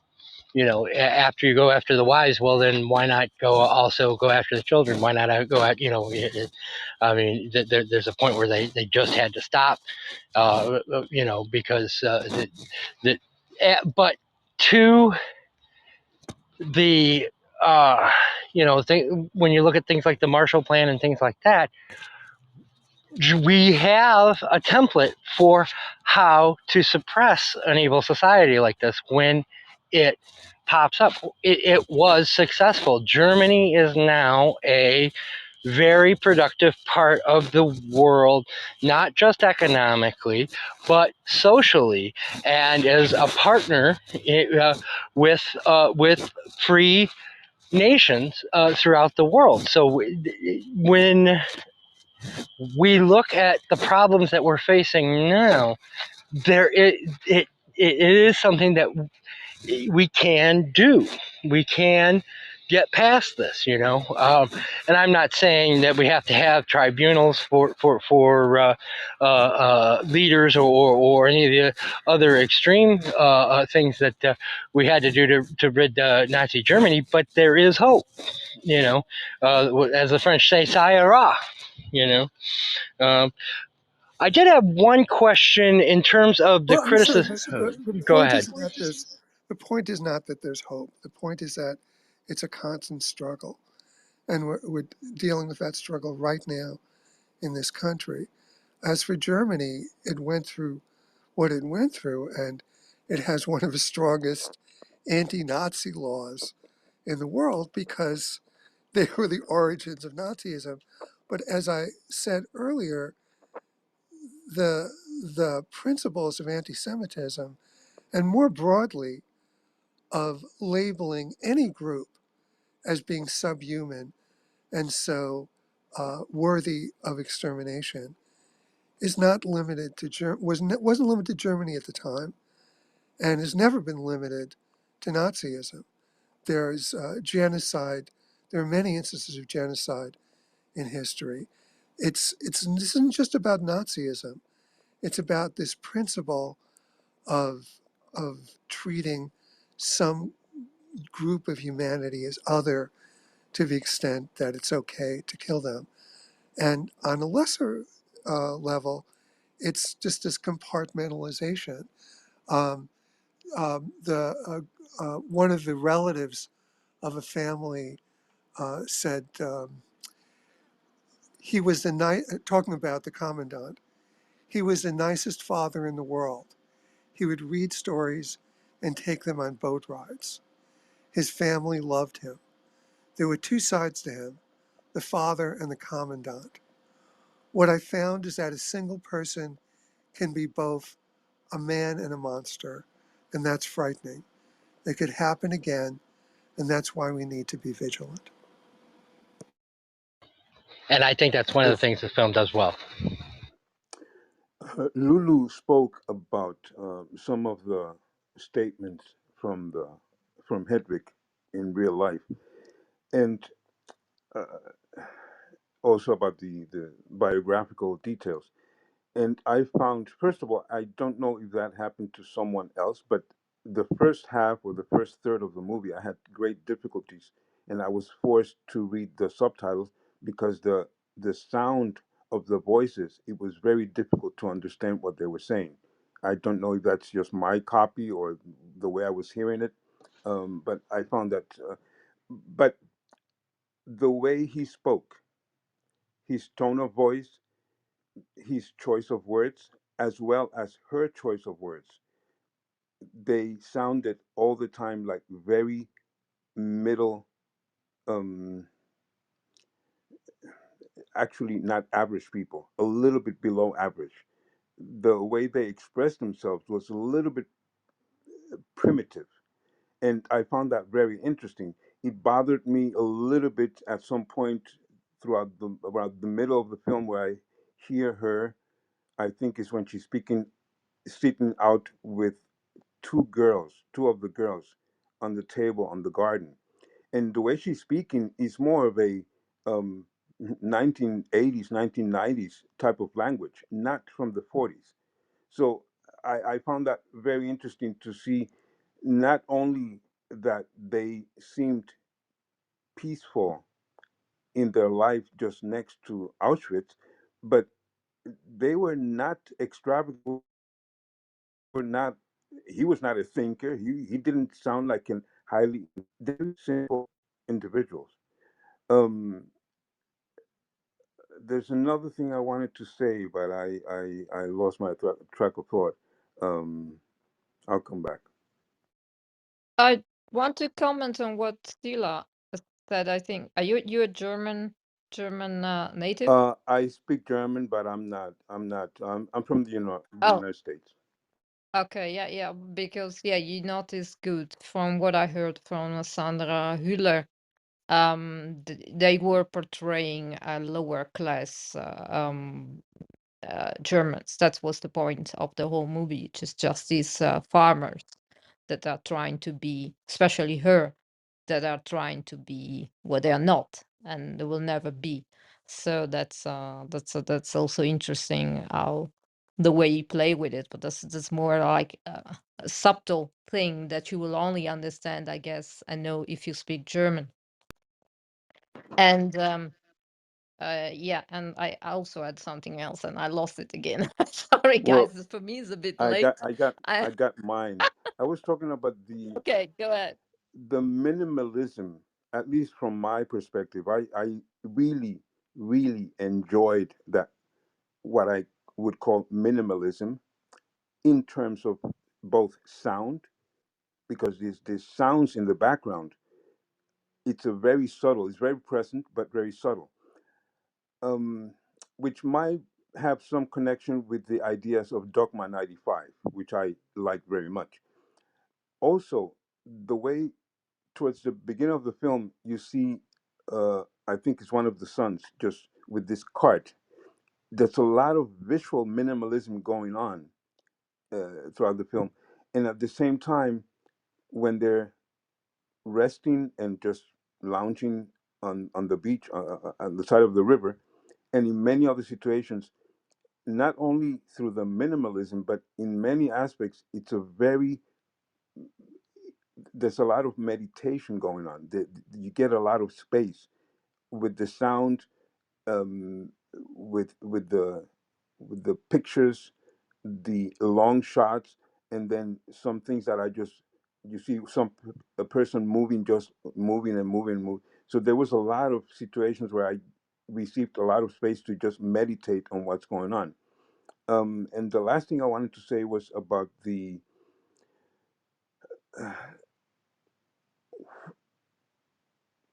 every time he's reading Hansel and Gretel,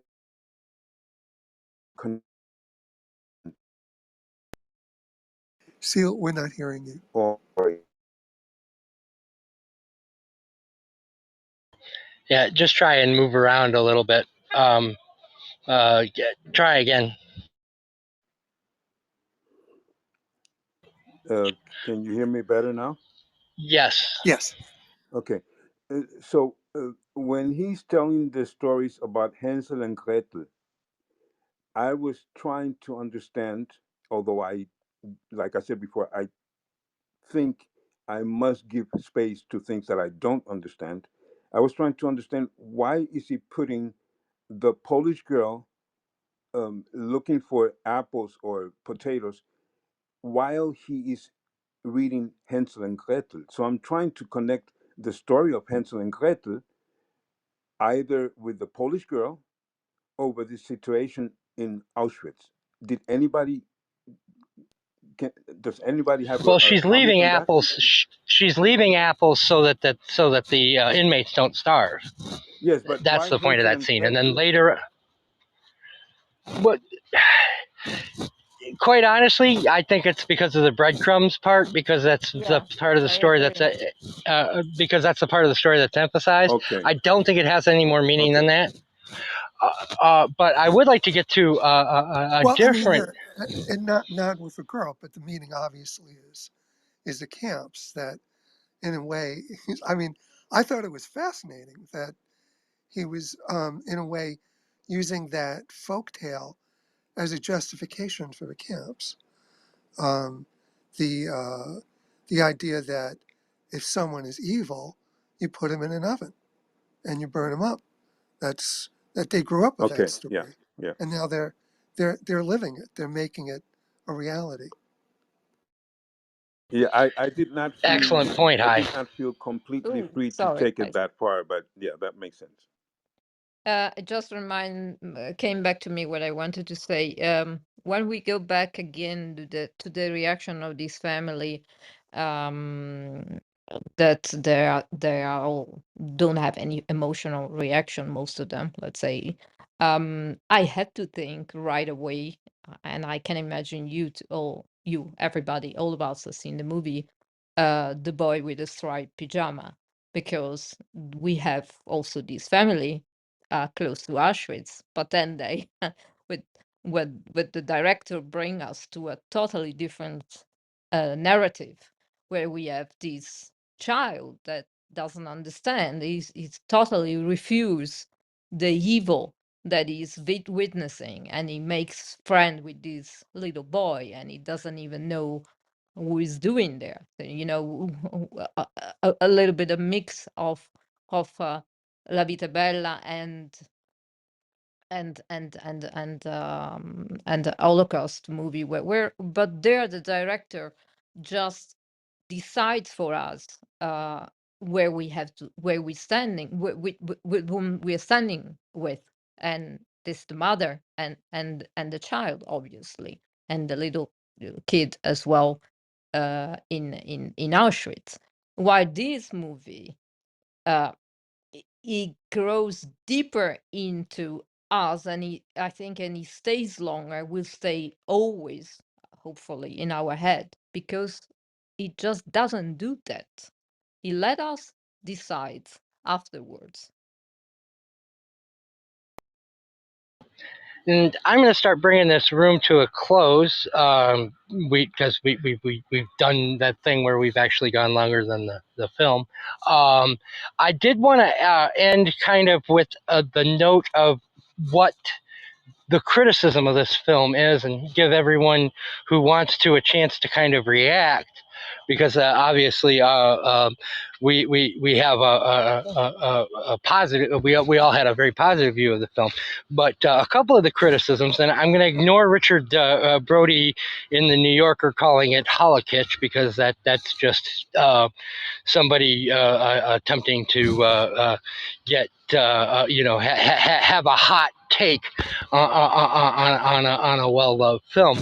But one of the criticisms, just as Schindler's List today is considered a white savior narrative by some, there is a criticism of this film that there aren't any Jewish characters of note in a film about the Holocaust. But to me, of course, people making that criticism are missing the point of the film, which is that to understand the how this could happen, you can't humanize those people, because they're not being looked at as humans by the people who are perpetrating these crimes. But anyone else's thoughts on that particular criticism? Well, I I think think it's, oh, sorry, Phil, no. Go go ahead. ahead, Go go ahead. ahead. I think for me is the opposite of a criticism. I mean, I would see it like it's a strong point of the movie that the decides not to do that to achieve what exactly wanted to achieve. So maybe the person that decides to see this as a criticism didn't understand what's the point of the movie. That's my reasoning. Well, it's also just not accurate because there's Jews throughout the film. We just don't see them. We hear them. Correct. True. Yeah, that's the first thing I was going to say. It's not accurate, but we see, I believe, two or three of the servants who are Jewish, if I understand that correctly. So it is a perspective from the Germans themselves, or the Jews themselves, showing themselves in a natural, very pleasant situation while their family is dying next door. So you do get the view of the people, but it's just a minimal amount of individuals. But the film is actually addressing the normality that this commander claims to have the right to enjoy.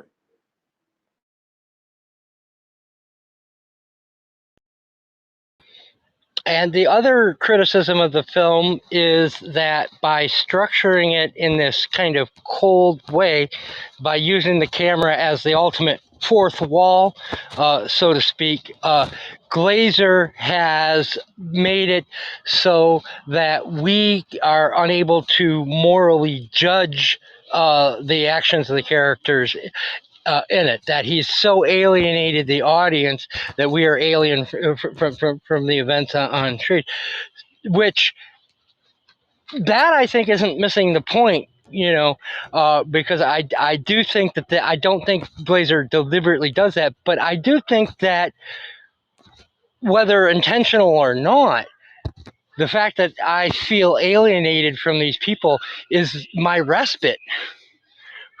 Like, this would have been an even more torturous film for me to watch if I had felt like I was actually in there with them, without that step back. And a lot of that had to do with the long shots and the multi-camera setups, and the long pastoral scenes, and things like that. But to me, without that, if I'm actually watching this the way I would be watching a documentary with the cameras right in my face, I think that would have been too much, quite honestly. And I don't think I would have enjoyed watching the film enough to get through it a second time, for sure. But again, if it, agree or disagree with that criticism on an aesthetic standpoint. I disagree with it. I felt like I said initially, I was completely engaged with the relationship between Hedwig and Ralph and the family. I mean, it was, and they're what they wanted, what they were wanted to, the status that they wanted to achieve. And it was maddening. By the time that we got to the aspect where he tells her that he's leaving and that she wants to keep the house, I was screaming at the screen. I was like, "You fucking bitch!" I couldn't believe it. So yeah, I got right. That pissed me off. But Or I when would she say calls that herself the Queen of Auschwitz. Yes, yes. I mean, like, yeah, I wanted to throw something. yeah. So I think that there's, the there was, I think the camera perspective was appropriate for keeping a distance, because when you do that, you also want more from the characters. You want to get closer and see more within their lives, and that was some of how why I said that I felt like I was somewhat of a gawker watching these fucked up people and their fucked up lives and their disgusting relationship and getting involved in it.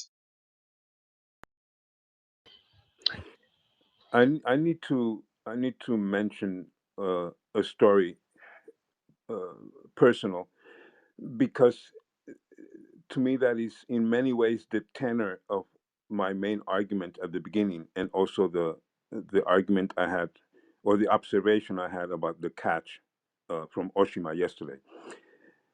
A good friend of mine has two daughters, and her father is a hunter in Germany. Her two daughters are on a very different level. They're very um, non-violent oriented. The father is extreme non-violent, and this younger girl asked my friend on a certain occasion if her grandfather is a good person because he's a hunter. So this question I find very interesting when we are dealing with a creature, a human, a boy, a girl, a young person growing up in a certain context, and is beginning to question the the the system of what that person is around, and starting to question based on a combination of what they have been instructed and what they feel as correct and incorrect. So that's one point that I wanted to share, which I find very interesting and very important when watching a film like this one. Very good. Well, I'm gonna do a once around. Anyone in the audience who has some final thoughts on the film, please raise your hand so that we can invite you up onto the stage.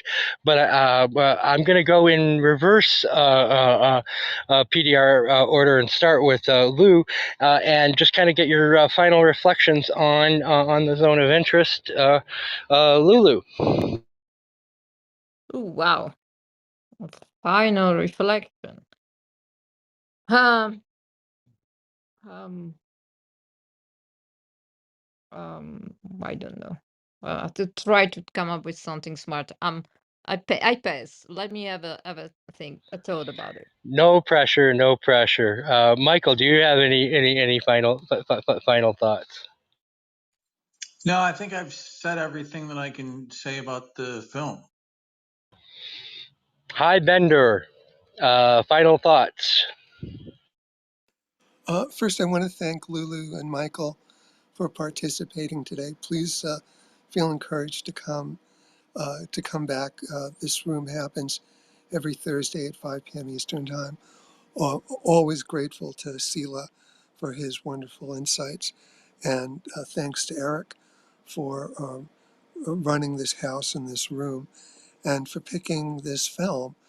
I didn't know what this movie was about. I knew it was the only film I hadn't seen on the list of 10 Oscar nominees for Best Picture, and I didn't even know what it was about. So when I started watching, oh my God, I was, I mean, uh, but I'm so grateful not just to have seen it, but that it exists. This is a movie that needed to be made, and it's actually really timely, unfortunately. Um, but I mean, the point of this movie is a message I have carried around my entire life from the time I was a little boy because of the stories my father told me. Um, and so I, I, I don't know how someone could do a better job of getting the point across than this movie did. I just think it's a magnificent film. Glazer is not only incredible talent, but just, God bless him for taking on something this difficult, which put an immense amount of work into the research, um, the cameraing up of the house, the construction of the house, um, the soundscapes. There's so much effort and into making this not only a great film, but a unique film. As Eric mentioned, there's so many things about this film that are unusual, that are unique. And it's just magnificent. So I'm very grateful to. Oh, and by the way, Eric, when promoting this, was saying it's nominated for Best Picture and Best Director. It's also nominated for Best Writer. The screenplay is nominated, which Glazer wrote as well as directed. So and again, Sandra Euler, one of the great actresses of our time. I can't wait to see what she's going to do next. And if anyone hasn't seen Anatomy of a Fall, see it. Um, Amazing movie. So, and by the way, in terms of sound design, if anyone hasn't seen Poor Things, one of the absolute best movies of the year as well. Um, so yeah, it's been an incredible year for movies. Really historically great year for movies. So Eric, thank you for picking this movie, and as always, thank you for doing this room. And looking forward to subsequent weeks and other amazing movies you've picked. Well, if memory serves, we kind of picked this as a group last week because I had mentioned that I thought it was a great film, and you had said, "Well, then we should do a room on it." And I was like, "Okay, I But so merely I think that empowered. I think we all deserve the I credit for that. empowered you to follow your instincts. That's all. I think we all deserve the credit for that one. Also, it was Jonathan Glazer's first film, Sexy Beast, that was the first time that we got you as a part of our regular panel. And so I have Jonathan Glazer to thank for that as well. Sila, what? By the way, before I get to Sila, as far as Anatomy of the Fall goes, if you jog over to the Understanding Movies room and go into their replays, Michael, myself, and Hy were part of a discussion of that film over at Understanding Movies. That was a very, very good room. Hi, Oh my God. I would have uh, loved to be there. Well, Understanding Movies is the name of the room. They're on hiatus for the month because Daniel, their leader, has just started a brand new job and moved to Washington D.C. But yeah, but hopefully we can pick up the slack here. Sila, your final thoughts on Zone of Interest, and then I'm going to go back to Lulu to see if she's come up with anything genius in the meantime. Well, I'm not going to repeat what Hy already said, but I'm very grateful for Lulu and Michael, and also Hy and Eric, and all the people in the audience for being here. And just generally, thank you. As Eric, as you well know, I have been making a couple of comments once in a blue moon about my lack of impression or my bad impression of German acting. So this was for me a very interesting um, situation to watch the German acting under the direction of a British director. So I I'm not going to expand on that, but I enjoyed it very, very much. I I understand that they were playing a certain role in a certain way of a certain time. So for me, that is, I think the film was very good.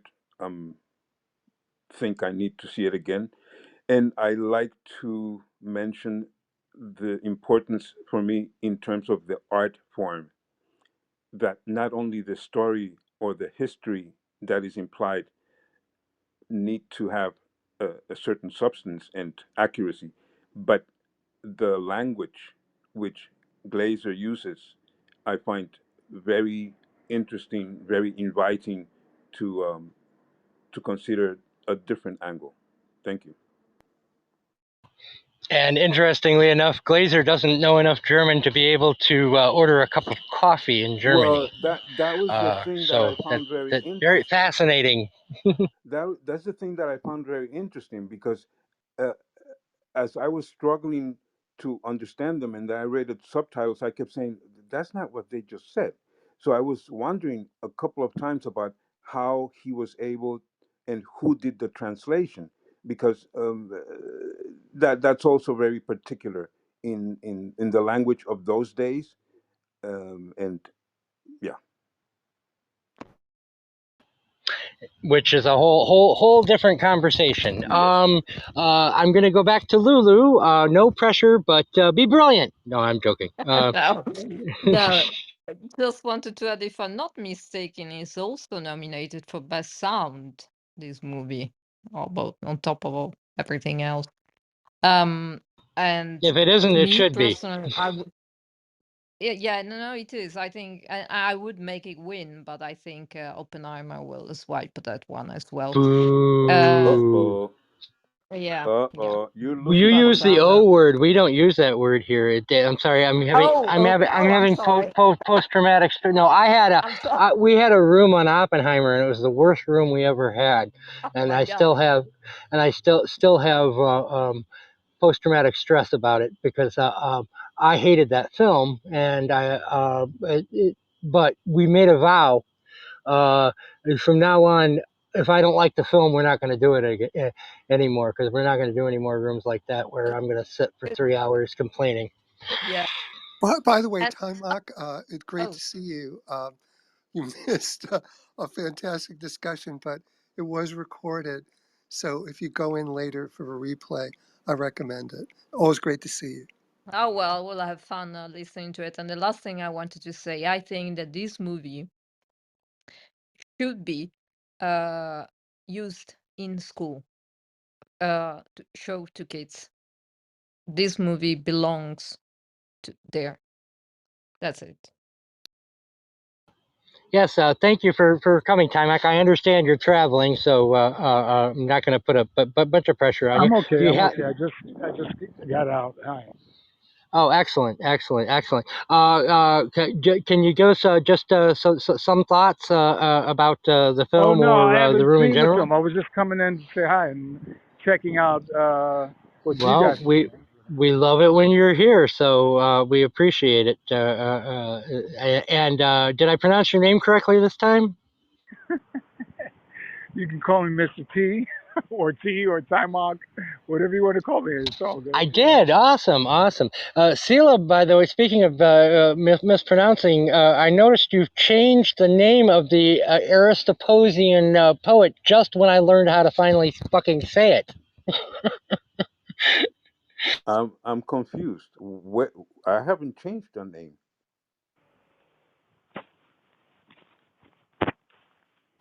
On your profile, it's called Musiscus now. Or,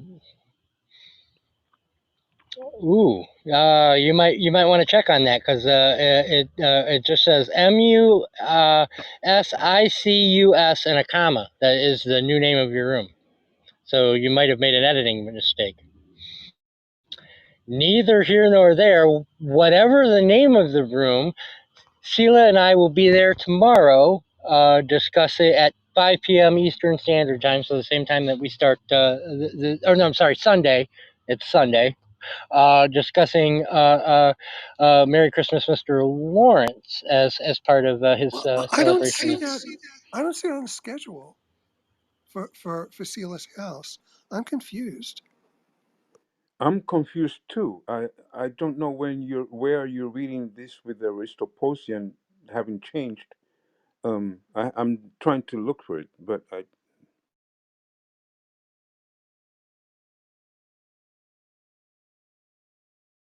Well, Sila, when I go to your house, which hasn't changed its name, I agree with that. I don't see. I don't see a schedule for movies. So I'm just confused. Like the thing Eric just mentioned, I don't see that. Am I missing something? I'm going to back channel you a screenshot that shows that yes, you've changed the name. That the room that we're having the discussion in is called Musiscus. But we'll settle that. Now I get it. I get it. I get it. I get it. Yes. Okay. I did put the films because I don't want to go into details because it will take too long to explain and nobody really cares. But Musicos Orgánicos is one of my houses, and that's where I do the things that I want to go deeper into, and that's why I put the films there and not Aristiposian Poet.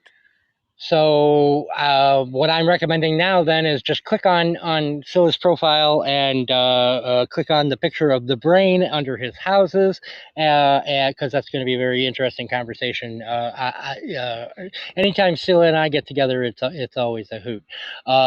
And then next week we are going to do our very first Ken Loach film, Kez from 1969, which was ranked number 9 on the BFI's top 100 films of the 20th century.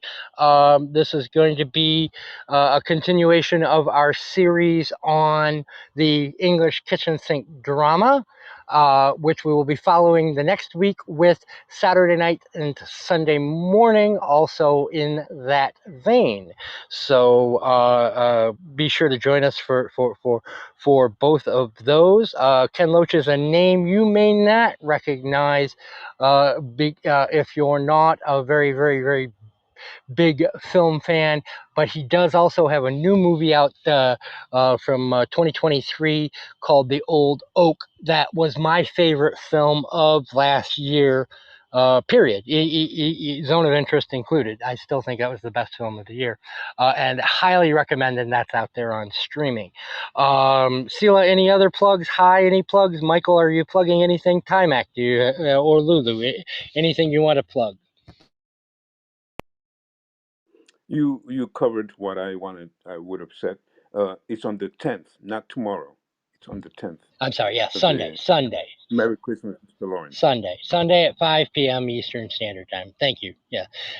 Hey, I messed up so badly last week. I called Zone of Interest Point of Interest. And if you go over on my Twitter, I can't fix it. It still says that I'm calling the movie Point of Interest. So, but anyway, other than that, yeah. So hopefully we can see you guys. Those of you who are here in Sunday, but if not, next Thursday for Ken Loach.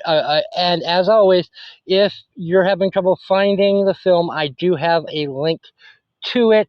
It is also available free on the website Internet Archives. However, that does not have subtitles, and I do recommend finding a version of this with some version of closed caption, because the one thing Ken Loach is known for is very, very thick accents, and it'll save you a lot of rewinding. What did he say? If you can find a closed caption version of it. So Kez next week. Thank you, Sila. Thank you, Hi. Thank you, Michael. Thank you, Lulu. Thank you, Timac, Yassi. We love having you back. Hopefully, we can have you as a permanent part. MD, thank you for coming. Kim, we appreciate you. Ivy, we love you. Frank, Luca, and Kathy. I would also like to extend a special thanks to the 6 people who shared this on social media, either on through Twitter or their Facebook face. We know that we are an acquired taste. We just would like more people to acquire it, and it's through things like that that people will be able to. Thank you again, everyone. Have a great night.